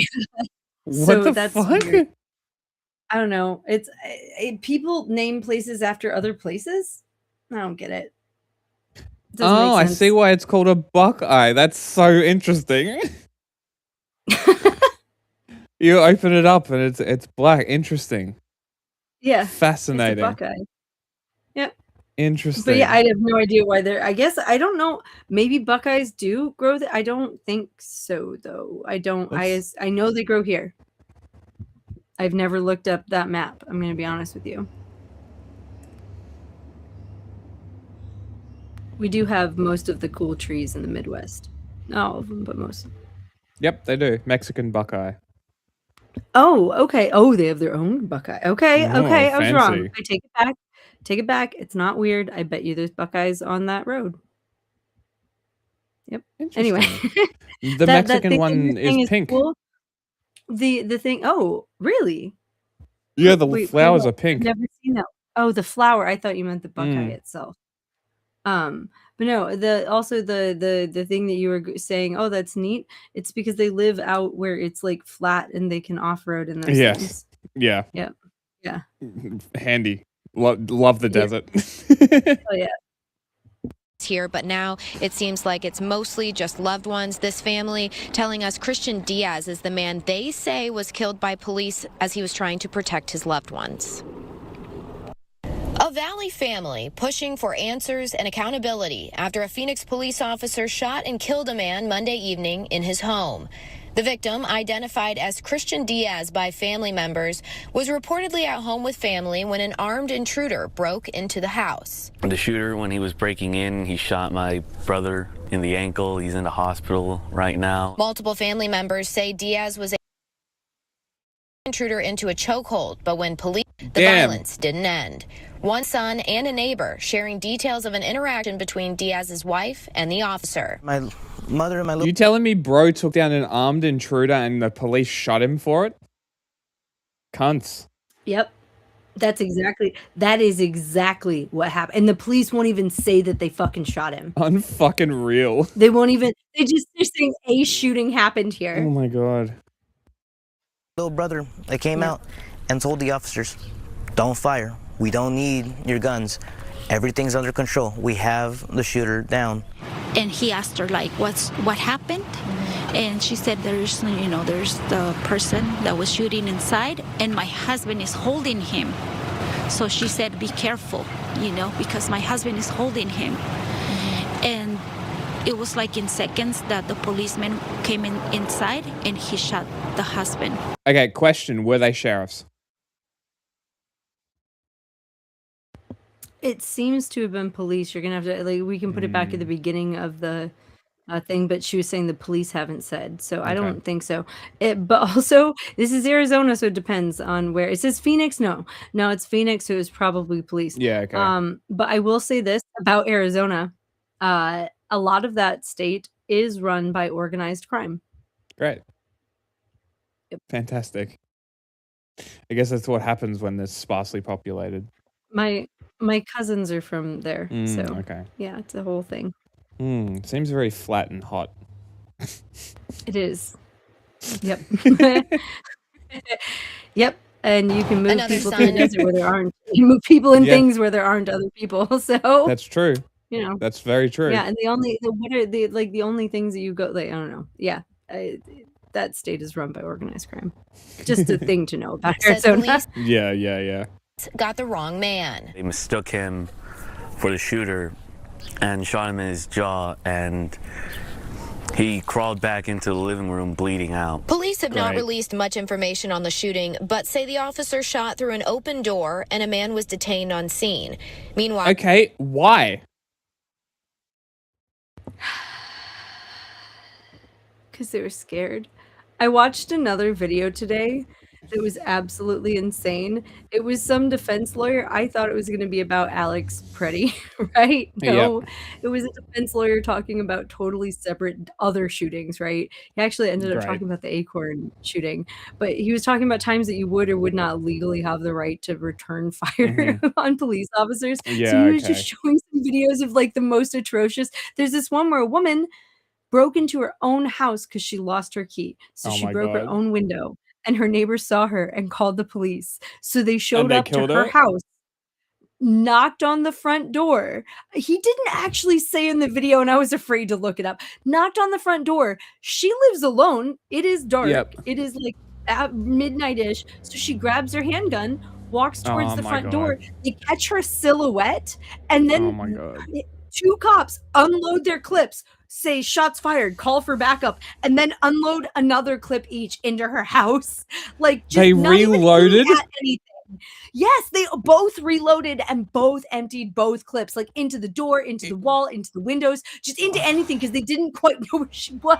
I don't know. So I don't know if she survived that, but like, holy shit, they just shot up her house. Like, they showed There was up. another incident like that happened where they saw a shotgun barrel under a curtain and legs, and they shot the dude. It was his house. Let me The also cops put were it there this way. unannounced and knocked on his door very loudly in the middle of the night. Would you rather return home and some of your valuables are gone, and that is very sad? Or would you rather return home with like 50 gunshot holes through the front of your house and blood that you have to pay to clean up?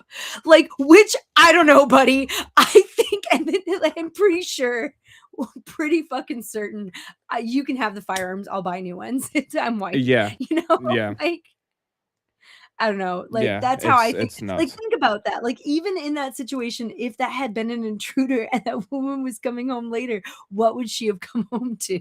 Yeah, a dead body and a shot up house. Great. Right? I don't know. Anyway, fuck the cops. Meanwhile, Diaz's family left mourning the loss of the man they say was their support system. It's a big family, and he provides for us all. He helps us all. The thing that they keep telling me is that they're sorry. Sorry doesn't bring back my We're dad. sorry. Sorry doesn't put food on the table. Sorry doesn't pay the We're bills. Sorry sorry. won't bring back and undo what they did.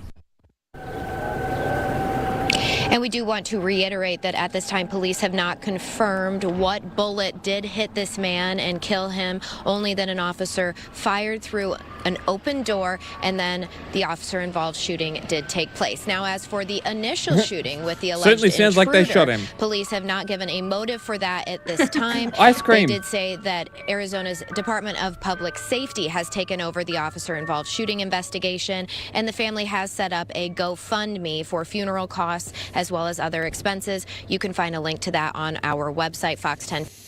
Great. All right. Well, with that one, I think we can call it just a short one today. And there's nobody watching anymore, so I'll clip that out and we can post that and stuff. Because that's mostly Sorry, what we today were was for, was boring. just to just to like record and clip stuff out is mostly what I wanted to use Sorry, today we for. were So boring. well, we got up to like 7 people, and when there's only one person, usually people don't watch for whatever reason. I think it's don't because know. we got stuck on one topic too long. Maybe. I don't know. I'm new to this, so I Oh. don't know how this shit works. I also don't know if like at a certain time people go to bed or something. Yeah. Like, I don't know what's normal. I don't stream, so. I mean, But what time is I it? think we're it is 10:30 here. Yeah, I mean it's a weekday and it's late. So like Yeah. the numbers started dropping off about 30 minutes ago, 40 minutes ago. So it's Yeah. probably about on time, honestly. That's all right. But I'll Sorry about that. I'll have to clip this out, and because we spoke about a lot of stuff, I'm gonna have to re-listen Yeah. to a lot of it and try and find some good stuff. Oh man. Okay.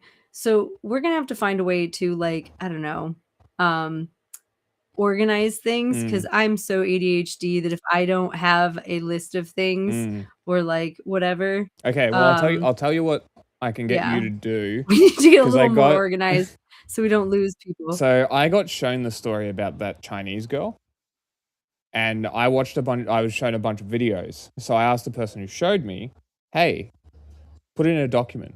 Send me the document, and I'll organize it that way." So maybe you could do that. Just put them in a Google Doc. The links in the Google Doc.